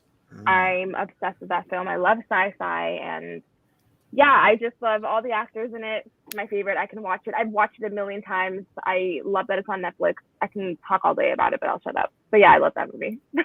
Very cool. And your favorite horror movie? Ooh. Oh, that's a tough one. That's a tough one. A favorite horror movie. A favorite. I love Hereditary. That's one I can think of right now, but there's so many that I love. But Hereditary, I love that one. Cool. Oh yeah, I forgot I can show these on screen. I'm so not used to doing this, but I forgot I can do this and show it on screen.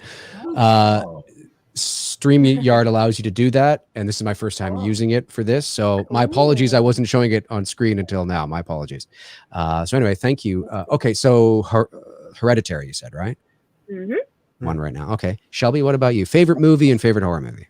Okay, my favorite movies are my like go-to all-time favorite is Stand By Me, but also very like closely tied with The Dark Crystal or The Labyrinth. Yeah, it's a movie. that's right. I think that my newest favorite horror movie is probably Creep. I haven't seen I that. need to watch that. It's on my list.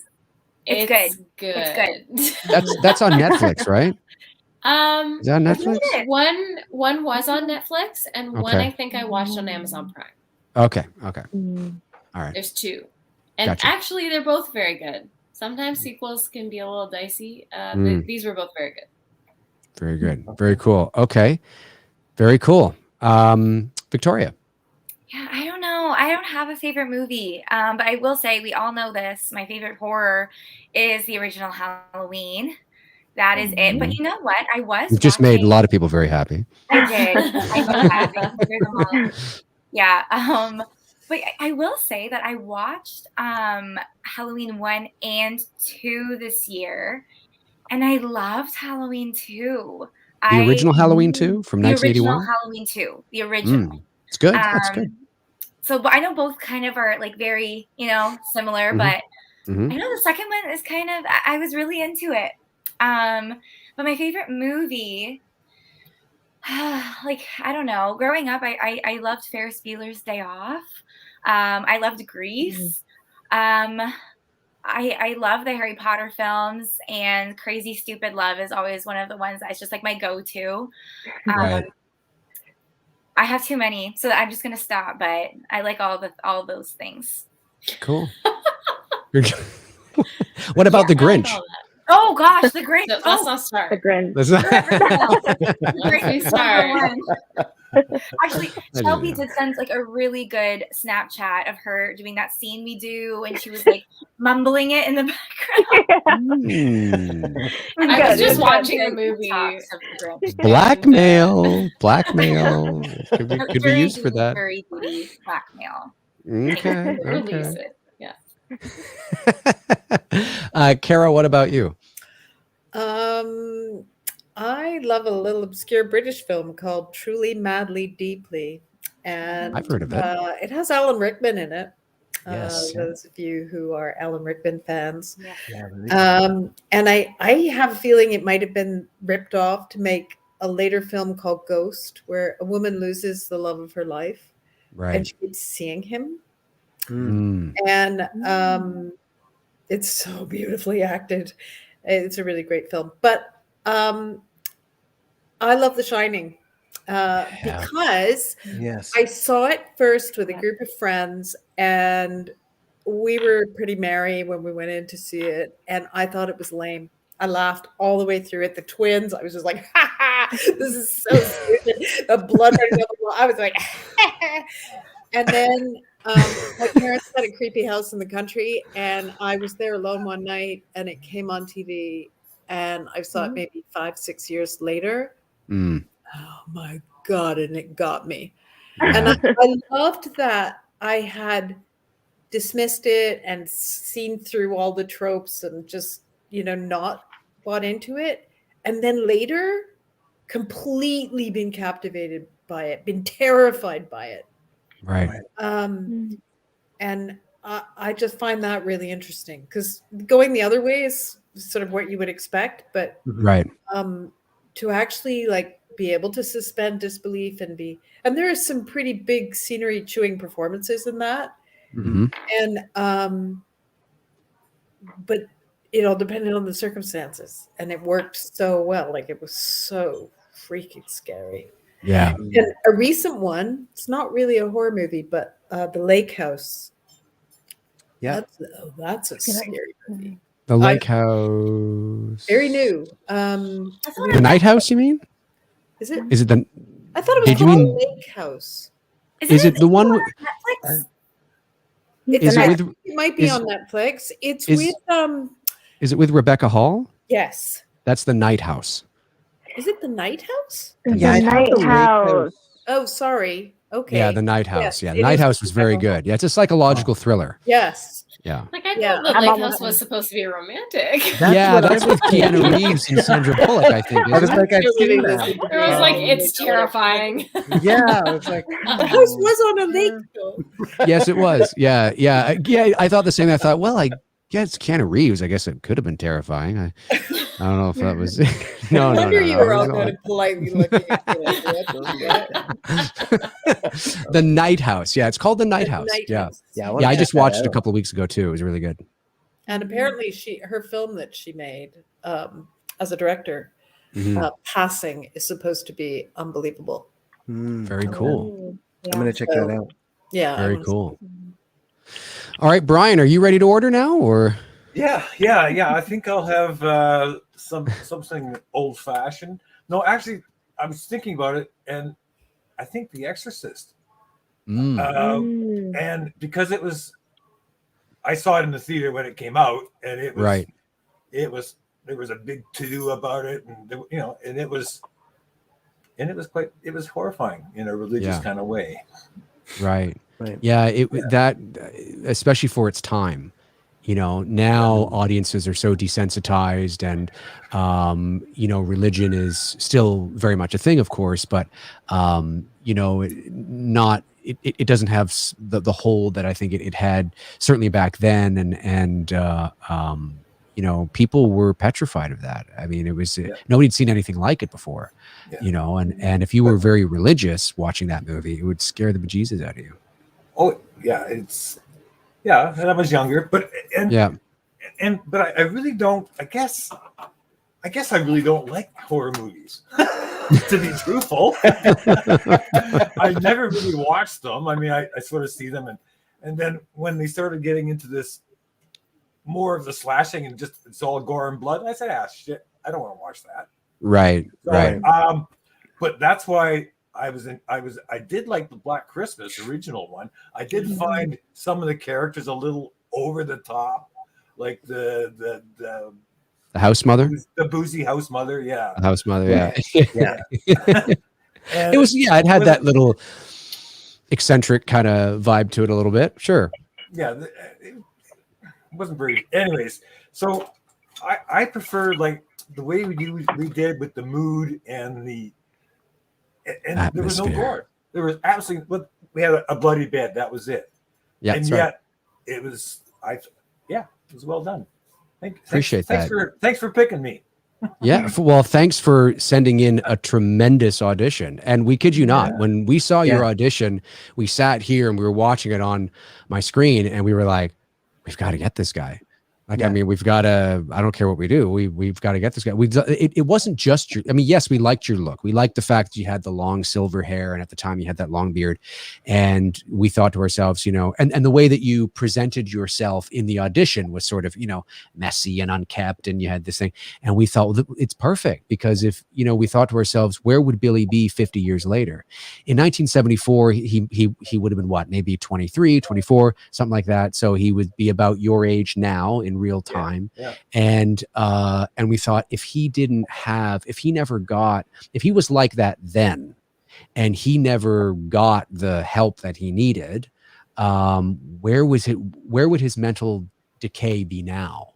And what sort of cognitive decay would that have? And he's not likely to be walking down the street to the barber to get a haircut. I mean, it's just not, and so we love that you had the long hair, because it was like, oh, this is part of his character, his look. It symbolizes his journey from then to now, and so there was that, but it was also your performance.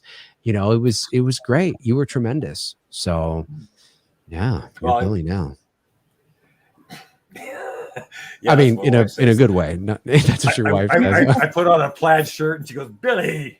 And she said, stop that. You're just standing there looking at me. Yeah. Halloween time must be fun in your house. Oh, we like Halloween. Yeah, that's fun. I guess he's asking everybody. Okay, so quickly, some of my favorite movies are The Shawshank Redemption, The Green Mile, You know, I love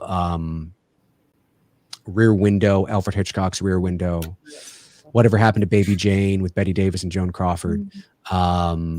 And then some of my favorite horror movie of all time is the original Halloween.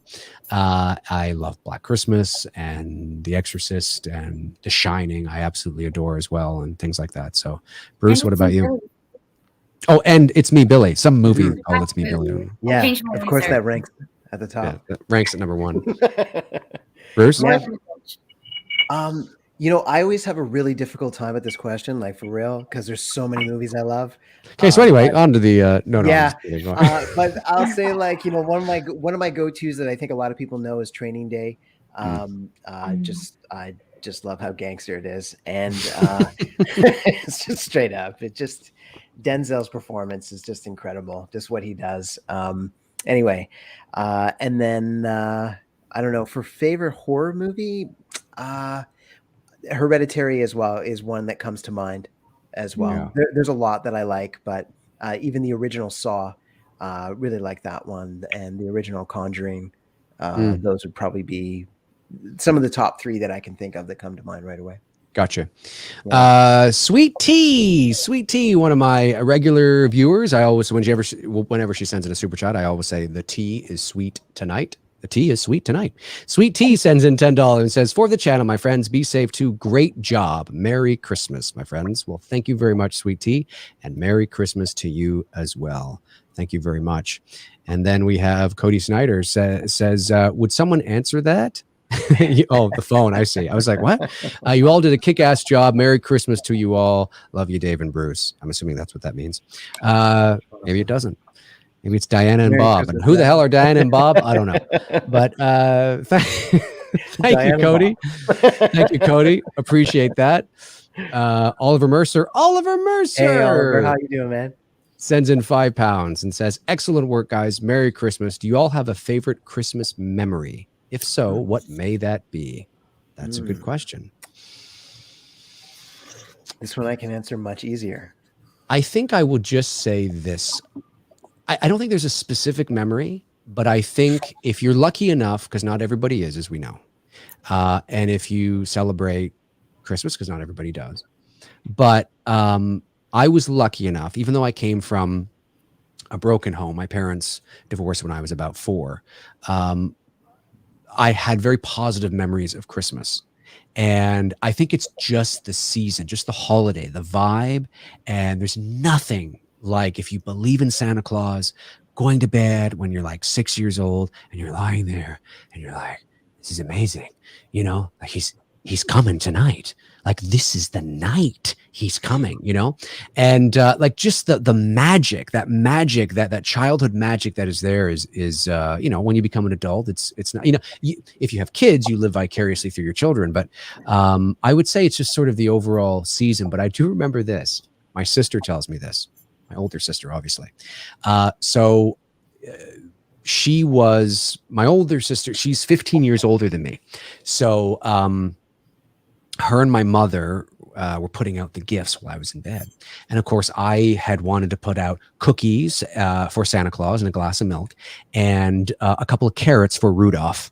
Okay. And, you know, what happened was in the morning, my mom and my sister forgot to swap that out, you know, to make it look like it was eaten and the milk was drank and all that kind of stuff. So what they quickly did was my sister broke some of the cookie, put some crumbs on a plate, broke up the carrot, make it look like it was eaten. And all she did was she dumped the milk, and then she got the exact same glass, because there was a set, and put it on the coffee table as if Santa had drank it, right? Well, my sister, I couldn't have been any older than like 5 or whatever. My sister tells me, she says, not one word of a lie, you come out and you're inspecting this. Little 5-year-old Dave McRae is inspecting this. And I look at the glass and I go, no, where is it? And my sister goes, what are you talking about? And she says, not one word of a lie. I said, if he drank out of here, there'd be a little bit of milk in the bottom. This is a clean glass. I was that attention to detail. And Jill was right. She said, you were right. I mean, really, if you think about it, if he actually drank from the glass, there'd be like some sort of residue or No, it was a clean glass. And obviously they made up some sort of thing to justify it. But she said that was she said, Dave, I nearly had a heart attack. I was like, you're only 5, not yet. We can't tell you yet. You know what I mean? And anyway, so I don't really remember that, but that's kind of a funny thing that happened. What about you guys? Victoria? Yes. I can't really think of like a specific memory, but I do know we were looking through home videos not too long ago, and there was like a little Christmas at my grandparents' house, and basically we all got our little reindeer, little hats on, and we all did a little concert. Actually, I remember giving like a lot of concerts to my family as like a singer and actor. I was like, okay, everyone's gonna sit down, everyone's gonna listen to me sing all these Christmas songs. But then I remember that Christmas, we all went up and told a story. So I went up and I told my little story of the Berenstain Bears, and my brother went up and told his. I also remember, I don't remember exactly how it came to be, but I had this bell that looked just like the bells from Santa's sleigh in Polar Express. And I think the grandparents gave it to me. So they told me they went on the Polar Express and they got this bell, and I could still hear it ring. So I'm like, I must still believe in Santa Claus. Like, this is legit. And I'm like, Dad, can you hear it? Yeah, I can. So that was always it's cute. I loved having that bell, and we still have it. I think it's outside. That's cute. Cool. Yeah, just in general, cute little memory. I gotcha. Very cute. I gotcha. Caro, what about you? Lots of memories. I'll pick one. I'm an immigrant, and my dad came out 6 months ahead of us, so we hadn't seen our dad for 6 months, and so we finally arrived on December the 22nd, and we flew into Malton, and Christmas lights were not a thing in the UK. Right. And so as the plane was coming in, like the whole city was colorful. And then we landed, and of course it's that thing of being a small kid and being up late at night, and it was really dark, and we were exhausted and overexcited, and then driving into my aunt's house and seeing all these different colors, and then my dad was there, and it was oh, my dad. Amazing. What an amazing. Being a horrible little kid, like I hadn't really, children don't like that stuff. So it wasn't until the door opened and it was my dad. Right. Yeah, that must have been awesome. Yeah. What a magical moment that must have been. That's very cool. Totally forgotten about that. Thank you. Thank you for the great question. memory. Yeah, it's great memory. Great memory. Bryan, what about you? Anything that stands out? I think the couple of Christmases where I wasn't around family were kind of sad. So I have a memory of them. Right. And then just memories of having all my family and the Christmas tree and the presents are just piled everywhere. Yeah. Piled everywhere, and watching your grandchildren open their presents was pretty cool. That's awesome. Sometimes the best memories are just the simplest ones. You know what I mean? Totally understand. Shelby? Well, I'm going to piggyback off Bryan a little bit. When I was little and we lived in Alberta, a lot of my family is out there. And so we would have like big get-togethers. Like my mom has 3 sisters. They all have 3 kids. We'd all go to my grandparents' house. We'd all sleep in the same room pretty much. All the cousins would sleep in the same room. And then obviously when we moved out to Ontario, that was a very long time ago now, but it's only been like our little family unit, which those Christmases have always been very special. But I think I still kind of like long for one day when we can have those like big fun Christmases again, especially when you're a kid and everybody's there and you're having a big sleepover. It's all exciting. Right. Those memories stick with me every year for sure. Yeah. Very cool. And Malaika, forgive me. Do you celebrate Christmas? I don't believe you do. Don't worry, Yes. all good. Yes, I thought you didn't, but I thought you could do the equivalent somehow. Yeah, for sure. Yeah, we don't celebrate Christmas, but we do have like a holiday every year, and it's kind of similar. We do like gifts after like a long month of fasting, and we do the family get together, open presents and stuff like that. But I mean, during the Christmas holidays, I love watching Christmas movies and just being with my family because everything's closed anyway. So yeah, I think in the winter holidays, you want to hibernate, drink some hot chocolate, and watch some movies. Love it. That's it. That's it. Amazing. Again, the simplest memories. And Bruce, what about you, Bruce? Anything? Yeah, one of the memories for me was when so I have two sons, and when they were just like little guys, they were like, I don't know, maybe 5, 6 years old, and there was this Lego set that they really wanted, and we didn't draw any attention to it. And I went to like a whole bunch of different stores to find it, and I eventually found it. And it was this big ass Lego set, and it was like, the gift for them, right, that year. And then we hid it, and they were asking about it, and they were like, oh, do you think, I heard them like, chatting with each other in the back of the car, and they're like, do you think we got it this year? Do you think they got it for us? And we were like, I don't know, I have to wait and see what Santa says. This is me looking back at my kids in the back seat. And so the morning comes, right? It's not there. Gift isn't there. It's not under the tree. And they're like, oh, and they're really happy and everything. But then they were like kind of disappointed, and they were like, we didn't get that gift. And then we went out somewhere, and then I remember coming back. So when they left to go get in the car, I pulled the gift out and I put it under the tree so it would be there when we got home. And it was very clear up to that point, they wasn't there. They knew it wasn't there. So we go do our thing. We come back. And then they come in and they're like, wait, what's that? And then they go into the tree, and then they're like, no, is it? No. And then I remember my oldest, like, just ripping the paper off of it, and like didn't even have it all off. And he was just like, no, what? And then both of them were just like going bananas over this gift. And then I remember he slung it over his shoulder like a ghetto blaster from the 80s, like, LL Cool J would. And then, he just like marched right out of the room into the other room with his brother. And they're just like, yeah, let's do this. And you can hear them and everything. That was a big Lego set. So it was kind of complicated for like a 5, 6-year-old. Right. And, of course, the big kid in me was, wanted to play with them. Well, yeah. So yeah, the next which you did. Was, do you think that they're going to have trouble building this? And I'm just thinking to myself, no, wait for it. Yeah. A few moments pass. Dad. Yeah. Tell me. You're like, yes. What I loved about it was just being able to, like, you give something to your kids, and that they just have this excitement and this love and this joy, and just that to see them light up like that. And just as a parent, like, how good that makes you feel that, you can give to your kid, just whatever it is, of course, but just this, and then getting to play with them with it too. Right. I got you. So very cool. Very cool. Was, really good memory for me there. Yeah. All right. There's a bunch of them here. So let's see if we can get through these. Calvonics Music. Yeah, $5. Thank you, Calvonics. Very appreciative of that. It says, I had a horror marathon with friends and ended the night with Black Christmas and It's Me, Billy.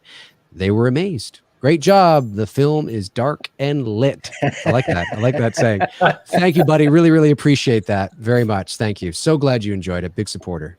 Yeah. Dark and Lit is Calvonic's new album, by the way. I know. Yeah. Check it out if you Dark haven't. and Lit. Shameless plug, you son of a... No, I'm just kidding. I'm just kidding. It's good. Yeah, check it out for sure. Right? That's it. That's it, man. That's it. Yeah.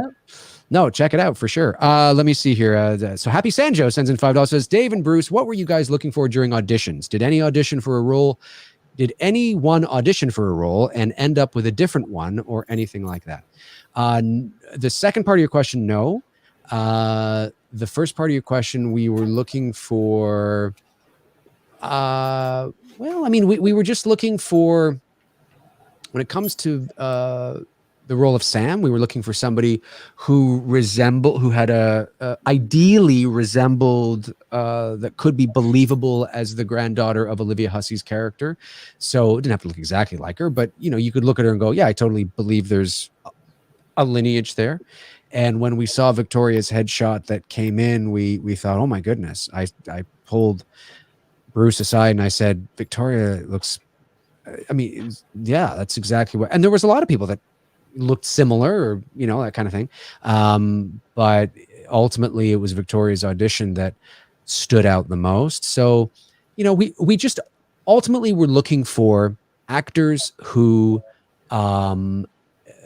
gave us believable auditions, believable performances that made us believe they were thinking the words themselves. So naturally and instinctually, from an actor's point of view, could be able to interpret the script, read the sides, read the action, and give a performance that felt nuanced, had some breathing room. That doesn't mean it's going to be, there might be adjustments we would want to make, but we could see the potential. It was like, wow, that's really good. I mean, we might get them to do this, but that is phenomenal. And we've said this a few times this week. The porch scene that you see between Emma and Sam, I mean, that was the caliber of auditions that we were getting, so it was just like, if this is what they're doing in their audition, I mean, it's a no-brainer. And there were a lot of talented people, but everybody, right from, not Bryan, because Bryan wasn't speaking. He didn't have a speaking role. It was more of his physicality in his body. But from Caro to Victoria to Shelby to Malaika, it was all, when we looked at the auditions, we thought, I believe it. I buy it. The most out of everybody. There was a lot of other talented people, but I believe them the most. Extraordinarily talented, And then if they had like a look that we liked, or it's like, yeah, she looks like an Emma. Yeah, or whatever. That's icing on the cake. Don't forget that Agnes was a waitress at that She point. was at first. That's right. It was a restaurant scene. Yeah. That's right. Very good point. Yeah, we had initially, in a very early draft of the script, we wanted to shoot at the Black Christmas house, the real house in Toronto, which is close to Casa Loma, which is where it is. And we went down there and we were rejected. We hit the intercom, and all we got was, yes. And I said, hi, my name is Dave McRae. I went on a little thing. And all we heard was, no. That was it. We didn't even get a chance to go up to the door and really sell it and kind of, meet them or whatever. And like we always said, who knows how many other people have done the same thing that day or that week. And so, but the opening of the movie was going to be Sam walking down the street, meeting Mrs. Crane at the Black Christmas house. Mrs. Crane was going to be a real estate agent instead of a nurse. And Sam was actually going to be able to go into the house, look around. That was going to be our little, a real big fan service for the viewers. And then of course we couldn't get into the house. So we had to set it at, we had to switch up the dialogue a little bit and set it at a diner, but then COVID hit and all the restaurants shut down. So then the diner became the side of the road, which it still worked. And so that opening scene between the three ladies, how they're talking about not getting into the Black Christmas house, it's a bit meta. And as we've said before, it's yes, Sam wanted to get into the house because her grandmother used to always talk about it. And she thought that this would be an opportunity for her to finally see it. And it's part of the grieving process for her just to see it, put it to rest. She couldn't get in. She's upset because she's feeling like she's being denied the ability to grieve that part of her. But it's also, there's a bit of Bruce and Dave in there too, because we didn't get in either. So yeah, that's I don't know where I went off on that, but it's not even part of the question. You hear the evolution of the character, right? Yeah. Right. That's what it was. Caro. That's right. So Caro was a real estate agent, and then a waitress, and then finally a nurse. Yeah. I remember the first line, Elm Diner. That's right. Yeah. That's right. Elm Diner. I grieved that, that was sad when that went. Yeah. It was, we would have loved to have possibility, as we are brainstorming ideas for the second part of It's Me, Billy, because we've been asked a lot about that. You Yeah. know, there's not much that we can say other than, you know, we're in early development in ideas. Yeah.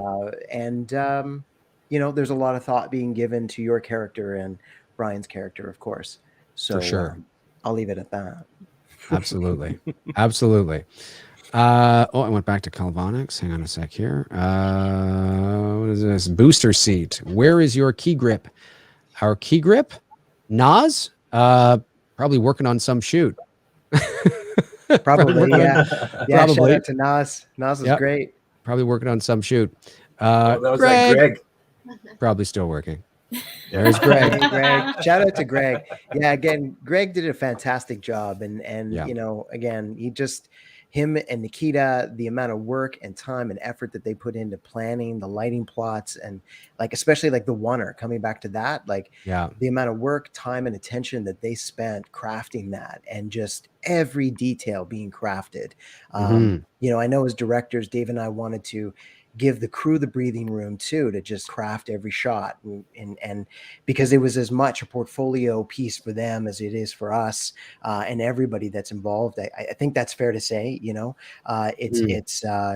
you know, there was a level of professionalism that the entire crew brought that was just a joy to work with, and they just knew, they're just on beat, they're on point, they're just, you know, going on to the next moment, doing the next thing. And it was just a real treat to work with them, just a real pleasure.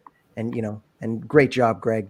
And Greg, for those that don't know, also did the color grading for the film. And we, you know, spent a lot of time collaborating and talking and sharing ideas back and forth. But, you know, Greg was the man in the seat, you know, working the magic and doing his thing. And again, great work, excellent work. For sure. Let me see here. Okay, so there's a lot of things, guys, that we're probably not going to be able to get to everybody tonight because there's a lot of people obviously in the on the stream. So we'll try and get through as much of the super chats as we can, because you've paid. So that's taking priority at the moment. Let me just where did I leave off here? I left off with would someone answer that, and then excellent Goes work, to Mary. John Lennon. Right. Thank you. Booster seat, probably still working. Thank you. The Ghost of John Lennon. Bryan is on it. Says, when I saw Black Christmas, there were times I felt like I shouldn't be watching what I was. I got the same vibes from It's Me, Billy. That's great. Great to hear. Thank you. Greg says, as a young Catholic boy, it scared the crap out of me. I think he's talking about The Exorcist, not It's Me, Billy. Yeah. Really? Okay. All right, Greg. I mean, if that's all right. Let me see here. Anthony Bazzuto sends in $9.99. Thank you, Anthony. Says, stellar performance from the cast and crew. Movie is undoubtedly the true sequel to the OG. Question for Malaika. Was it a surreal moment seeing your character's death scene while rewatching the film? Oh, wow. Great question. Thank you. Mm-hmm. It was surreal in a way. I don't know. It's hard to explain. I think in the moment, first off, reading the script, I was really excited about the death scene. I think as an actor, doing a death scene in any kind of project, when written well, like this was, I believe, you get to do so much with it. There's a physicality you don't really get to embody in a lot of roles. So having this one I was just so excited to get it going. So seeing it in real time, it was just even more thrilling, honestly. Like, it didn't feel weird, it didn't feel strange. It just felt like, okay, like I had fun in that moment filming it, and now I'm rewarded by seeing it on screen. That was the feeling. It was just so much fun. Yeah. You guys did so well. Such an amazing scene. Can I say something that I Yeah, for noticed sure. tonight? Yeah. So when your eye opens the first time, it snaps open, which is really cool. So you're Mhm. sleeping, and then the eye snaps open, and then Mhm. there's nothing there. Yeah. And then the second time, it's sort of like a lazy eye coming up. And that hit me tonight. I really like that contrast. And of course, that's when the danger really is there. Yeah. Right. Oh, I love Yeah. that too. I mean, Yeah, Bryan was great. He like working together. Honestly, I'm sure everyone saw that too. Like it just made the performance that much more authentic, and I felt so comfortable. And we were great. I mean, when Dave was just like, "Okay, you guys okay? Like is everything fine?" We're like, "Yeah, like let's go. Like let's rehearse." I know. It was probably to the point they're like, yeah, Dave, shut up. Let's just do this. Okay. Like we're fine. Let's do this, you know? Cause I was I was being, I admit maybe sometimes I was being a little over attentive because I realized the intensity of the scene and the intensity of the moment. Yeah. And I just wanted, you know, we were walking through sort of the court, you know, what was going to happen and how it was going to happen and that kind of stuff. But you guys were pros. You guys, yeah, we got it. We're good. Let's go. You know, let's do it. Let's do it. You know? So I was like, okay, let's do it. Let's go. Yeah. We wanted you to feel comfortable. Yeah. Yeah, exactly. It wasn't very comfortable. No. It wasn't very comfortable. Right. I mean, I basically straddling and she's got this big board here and I'm trying to not, I don't want to, what am I going to do? Right. But, so I had to really think about it. It was a left arm. Usually I'm right-handed. So it was. Right. And then, but kneeling in that, like straddling and kneeling and not putting too much weight on her. Right. You know, I don't know. I was exhausted. I was shaking, you know, yeah, just from the action of it. I guess the adrenaline. It was right. Yeah. No, but you killed it. Like you went there. You didn't hold back. You know, like you're cackling and like you were in. What I love about the performance, Bryan, is that when I think of Billy, it's like you've been waiting. It's an emotional release. Like you're finally killing again. It's so dark, you know, and but it's supposed to be like that, you know, and it's weird. Yeah, exactly. Yeah. Helped, I think, in a way. I don't know. I don't want to speak for you, Bryan, but I feel like maybe, I don't know, did the nerves kind of help you? Like, did it in a way? Because I mean, you did amazing. Oh yeah. Yeah. Yeah. It was great challenge. I mean, thank God they put the board there because I couldn't figure out, because otherwise you have to slow down your hand movement, you know. Yeah. Right. So it was like, okay, curl the knife under and like, could you feel me hitting the board? I did, but it didn't hurt. Well, but no. It was funny though, because like it felt like an authentic performance. It felt like you weren't holding back in a very safe way, of course. You weren't holding back, and it just felt like, okay, like we're in it, you know? Yeah. It was no. Yeah, when I was adding the sound effects in post and the stabs, I wanted the stabs to start sort of like it's hitting flesh, and then you'll notice that they sound a bit wetter and wetter as it goes along, as if now look at Victoria laughing. She's like, oh, that's so gross. But it's as if, but it's the blood that is beginning to pool, right? And that's what I'm thinking as the designer. And by the time I got to the end, I'm like, did I just add 22 stab sound effects? Holy cow. You know, you really went to town. It was remarkable. That movie nerd sends in 499, says, love the movie, guys. Great job. Actually, my birthday is today. Well, happy birthday. The big 26. And getting ready for Christmas with my 2-year-old daughter. Love the holidays. Yeah, the holidays are great. Have a safe holiday, my man. And thank you very much for supporting the channel. And then, I might be almost, no, hang on. Thought I was through them. Anthony Bizzuto, the movie nerd. And the next one here is going to be this one. Kevin L. sends in 499, says, is there a scene or a moment you are most proud of in It's Me, Billy? It's a great question for everybody. Most proud of a scene or moment. It's funny because when we were shooting the movie, you know, I would often go up to, I remember when you guys were sitting at the dinner table, I would go up to you guys with my cell phone and I'd be like, look at that. See how that turned out? You like that, hey? It looks pretty good, doesn't it?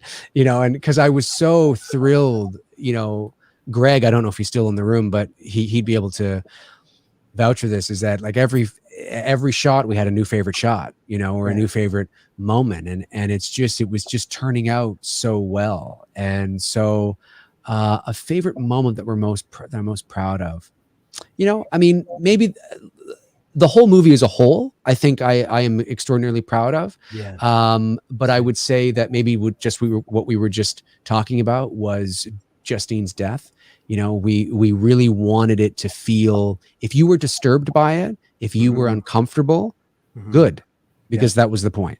Is if you did not want her to die and you were like, God, this is really disturbing, this is really dark, this is like, holy cow, is he ever, he's kind of good. That's the point, you know. And so I think that's definitely one of the things I'm most proud of is how that scene came together. What about you, Caro? Not hitting Victoria on the road. Thank you. Well, you weren't going that fast though. I'm quite happy with that turn moment in the car. Yeah, it's good. Agnes comes out. I'm quite happy with that, and I particularly like my hair flip at the end. Oh, it's great. When Yeah, I'm it was just, great. like, so irritated, and I Yes. flip my hair. I like that moment too. Yeah. Yeah. Exactly. It was a great moment. Exactly. Malaika? Yeah, honestly, the whole movie, I'm proud of. Everyone's work, you all did amazing behind the scenes. But yeah, again, like, because I haven't done anything like Justine's death, that was something so new for me. So it was just fun to be able to have that challenge. Yeah, that was Cool. fun. Shelby?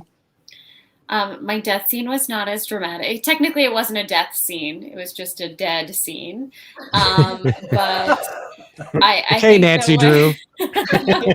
I think that my proudest moment for myself was being able to remain dead and still for that whole take. You were I'm a very active person, and that was hard. Yeah, it's like, it'd be like me trying to do that. I like it's tough. Shut up, Dave. How does he do it? I remember, I think we did it like 3 or 4 times, and I remember we were watching on the monitor, and I was like, if the monitor's here, I'm like this, because I wish we'd had a behind the scenes photo of it. It looks like I can't see because I don't have my glasses on or something. I'm this close because I'm looking at your eyes, and that's what I'm doing. And as we're getting closer and closer, I'm not focusing. I'm just looking at the eyes. And there was one take where your eyes just ever so slightly went like this, and I went, and it pissed me off so much. And then there was one other time where just like, because you're kind of like, you go into this state where you're like, I'm holding my breath and I can't move, like I just have to be elsewhere.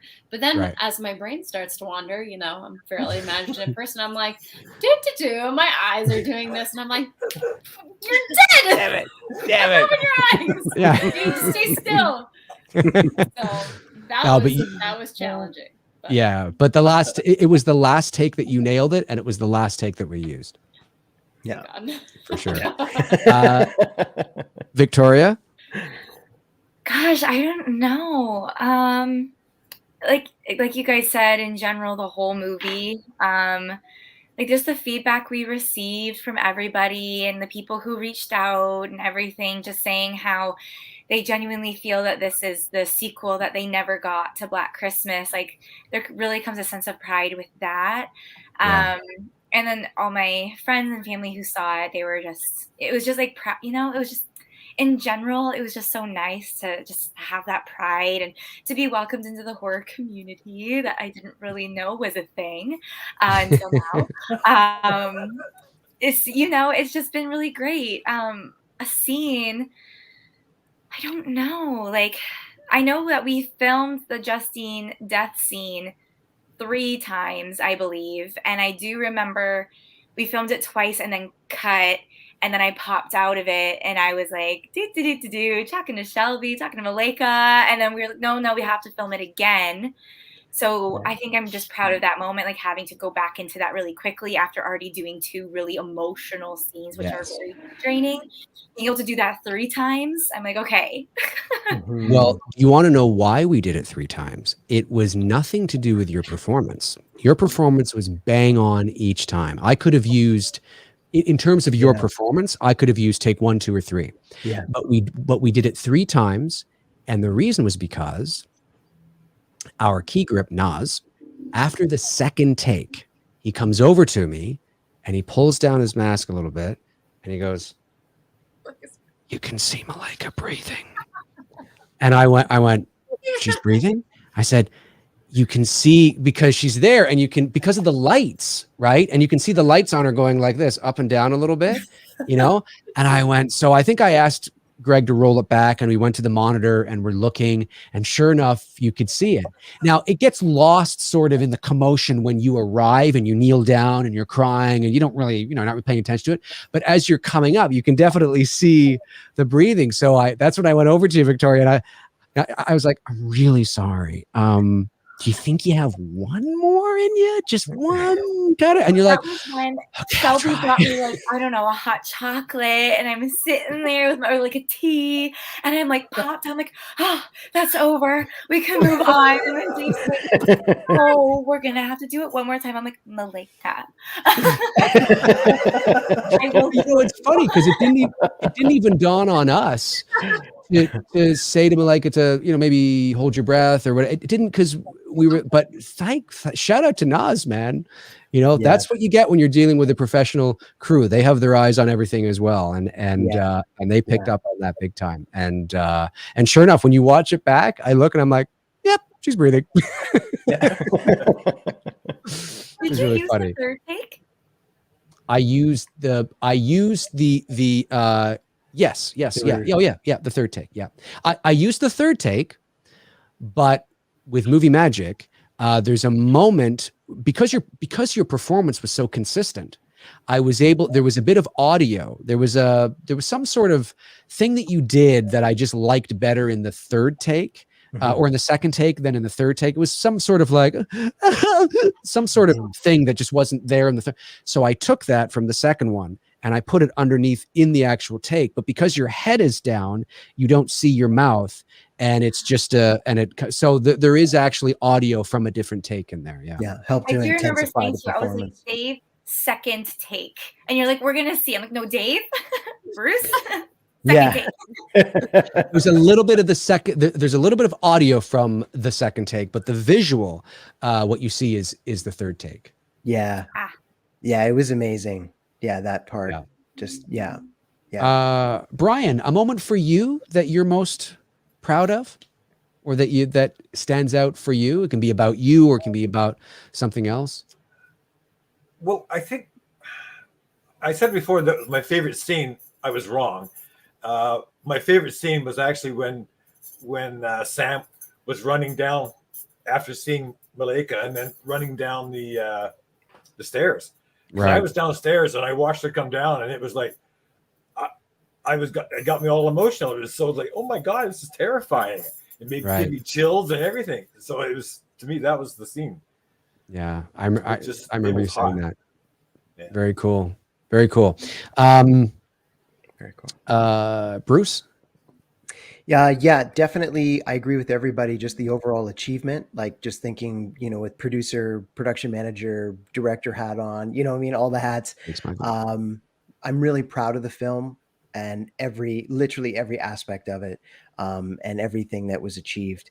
You know, a real important moment for me, I think, with any project, like even other shows that I've mounted or live events that I've mounted, it's that moment when we roll up and the crew is setting up and everyone's in place and things are, you visibly see everything is happening, and you're like, the work that you did leading up to it. It's similar, like what a director would say, like when the curtain goes up on the opening night of performance and the show begins, and you see all of the work that you've put in leading up to that now come to fruition and come to life.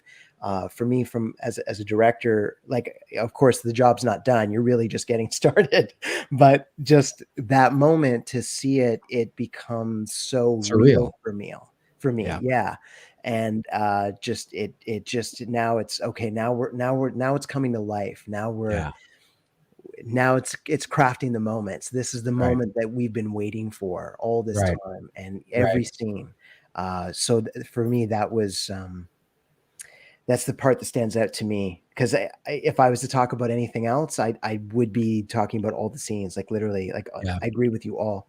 Yeah, it's just there's it's the experience, the performance too, like just all of it. Just I could go on. It's I got you. it's for real. I got you. Yeah. Reese Wilson, all the way from down under Australia, sends in $14.99. Thank you, Reese. Says, sublime job on this movie. You all should be really proud of your efforts. The house you filmed in was beautifully eerie. Did any of you experience any personal creepy moments while staying there? Well, I'll say a few stories. I'll say that no, I didn't. Okay, well, I actually kind of did. So I'll try to get through this fast. So the first night I was there, or that we were all there, Bryan hadn't arrived yet. He was arriving 2 days later. Let me take this off so people can see Bryan.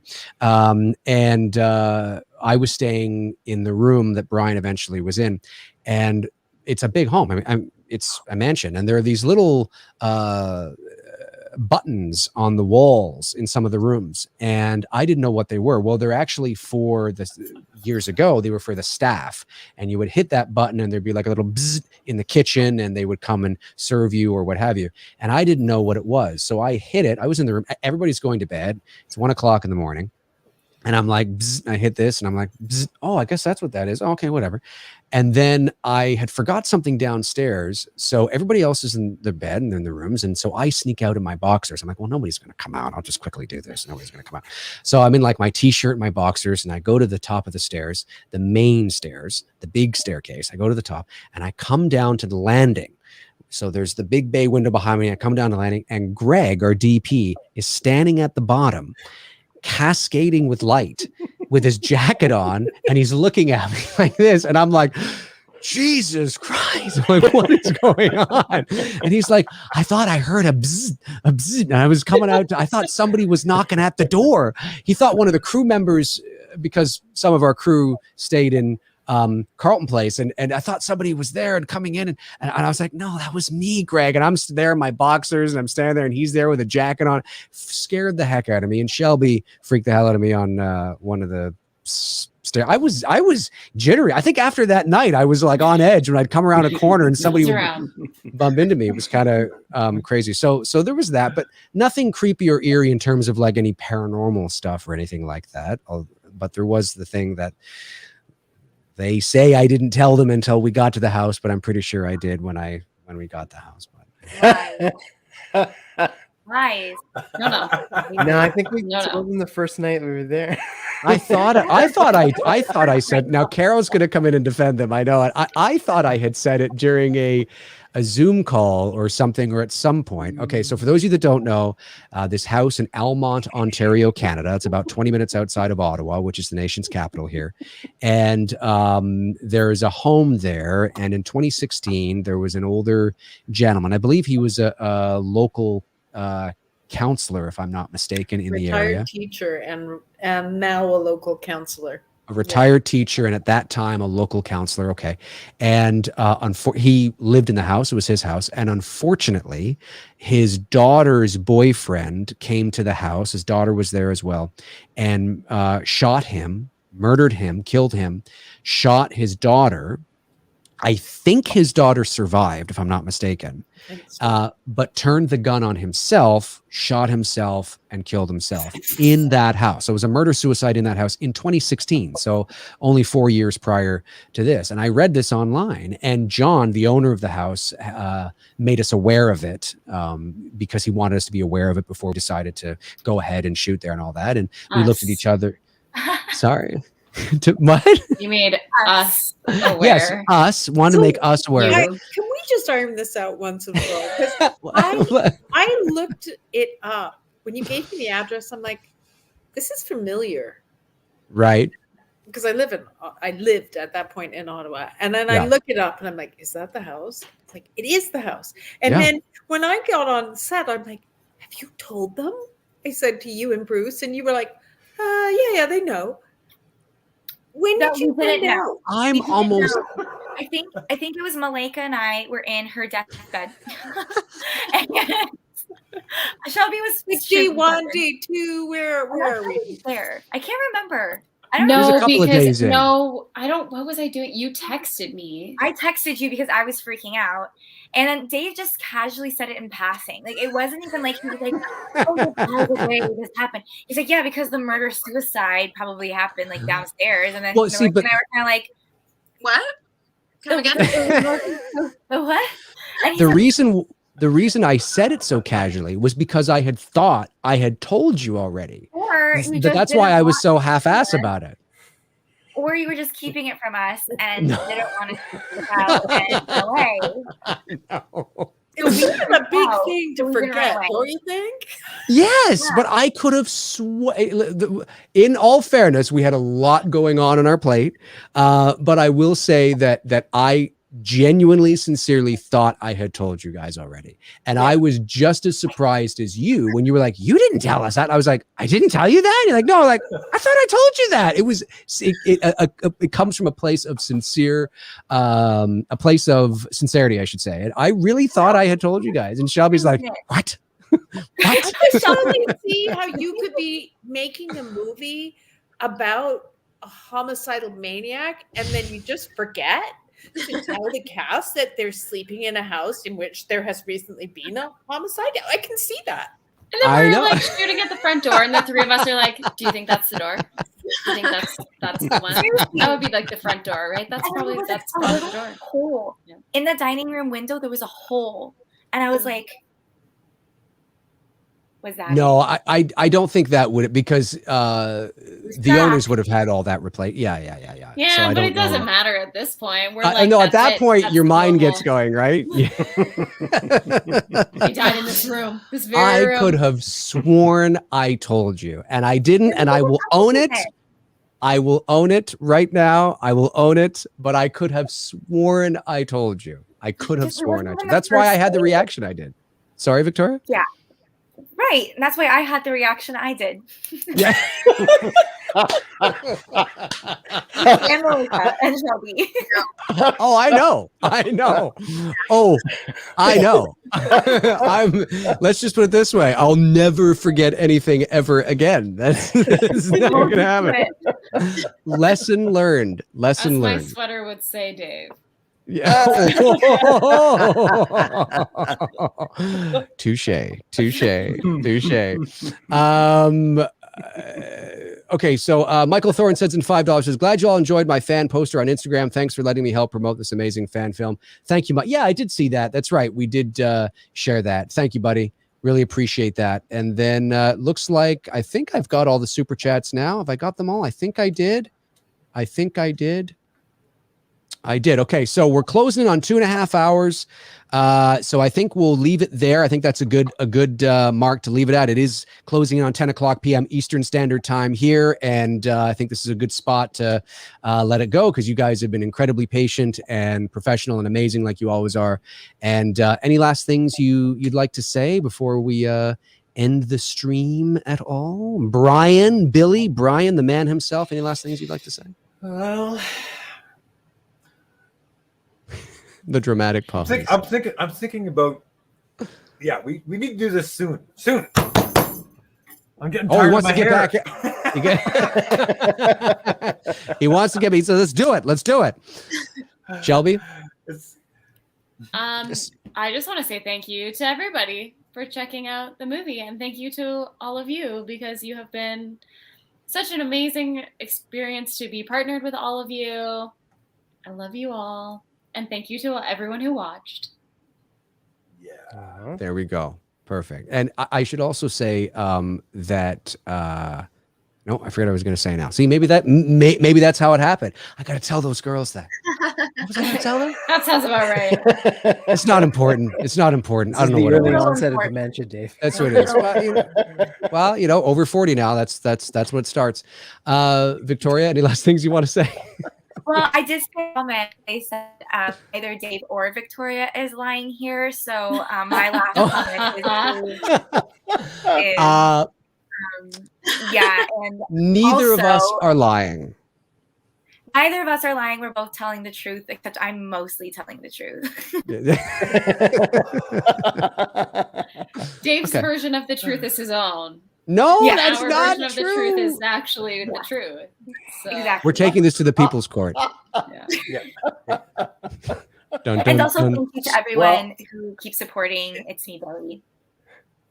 For sure. I keep seeing all the names keep popping up. I'm like, oh, I recognize that name now. Yeah. Yeah. It's cool. Right, Bryan, sorry, you wanted to add something? Well, I was just, he never told me either that there was a murder suicide there. Carol Brian just found out whispered now. in my ear, or the girls told me that. You I did. know. Because we thought it was I important. magically went and researched it. I know. I could have sworn I did. Caro, any last things you'd like to say? Oh, it was so much fun. And thank you. Yeah, just thank you to everybody for your great work. And it's fun to, see it go forward, see it go out into the world, and hopefully come back again. That's it. That's it. Could not agree more. Could not agree more. Malaika? Yeah, it's been such a blast filming with everyone, creating like this new family on set and outside of set. So appreciate that and appreciate all the fans. We love you. I love you guys so much. Thanks for always tuning in and sending really sweet messages to all of us. Yeah. It's been such a great journey.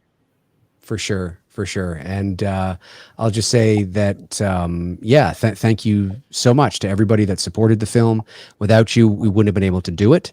I think, and Bruce can back me up on this, I think one of the most humbling things about this whole experience was when we set out to make this movie, we felt anyway that we were behind the 8 ball because we're making a fan film, quote unquote. We wanted to do it as professional as possible so that when you watch the movie, it looks like something you'd see on Netflix, Amazon Prime in terms of the quality and the performances and the execution. And we wanted to deliver something that was high caliber for us, of course, as filmmakers, and for the actors that they can use as portfolio pieces, but also for the Black Christmas fans. But we knew in doing Black Christmas, it's not an IP it's not Halloween or Friday the 13th or A Nightmare on Elm Street, or it's not overly popular. And in the big sort of sphere, it's a cult classic. And the fact that we were able to raise our production budget, we knew the great thing about this was, yes, there were fans out there that donated that wanted to see a sequel to the original Black Christmas, for sure. That was there. But we noticed that really, I think the bulk of the support came from people who believed in us and wanted to see us do this film, believed in us as filmmakers, believed in the cast, believed in who we hired and the team. And they're like, this is amazing. I want to see this, good or bad, succeed or fail. I want to see this, and I want to see these guys do this. And that is not lost on us. And there's just no words that can let you know how much we appreciate that at the end of the day. So thank you for sure. Thank you so much, Bruce. Yeah, I'll just sort of build off that. For sure, I'm very grateful for the entire experience, just top to bottom. The opportunity just to have access to the resources that we did, to the fans, going through this journey exposed me and introduced me to a lot of things too. Because, Dave talks to me about certain things that, and fans that he comes across and the experience having the YouTube channel and people that he gets introduced to and what have you. And, it's one thing to hear it, and then it's another thing to live it, or to experience things from people, or to get messages, or sudden messages on your phone, and it's like, hey, who's that? What's going on? And it's just like the love that is shown, the just the care, just the love that's shown. Very thankful for that, and it was a real pleasure. Like, again, I really mean it. I miss you all. I miss working same. with you all, and Same. and the cast too. The crew too. If there's any of the crew that are watching, and I really do hope that we all get to work together again, whatever that is, because it was just awesome. I see this as a beginning, not an end, and just until next time kind of thing, if you know what I mean. That's it. Yeah, I'm very thankful. It's just been awesome. It really For has. sure. Yeah, For sure. very much a dream come true. Because when Dave and I think about back to when we played as kids, and the shit that we were doing back then, and then to see this kind of a project come to fruition, it's a whole other level. And it's like, it's awesome. It's awesome.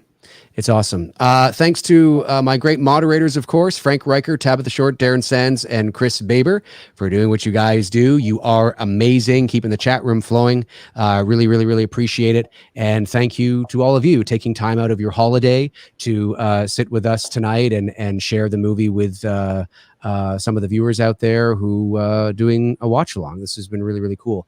I'll end the stream. Stick around. We'll have like a proper goodbye, and then we'll call it a night. Thank you guys out there. Have a great rest of your night.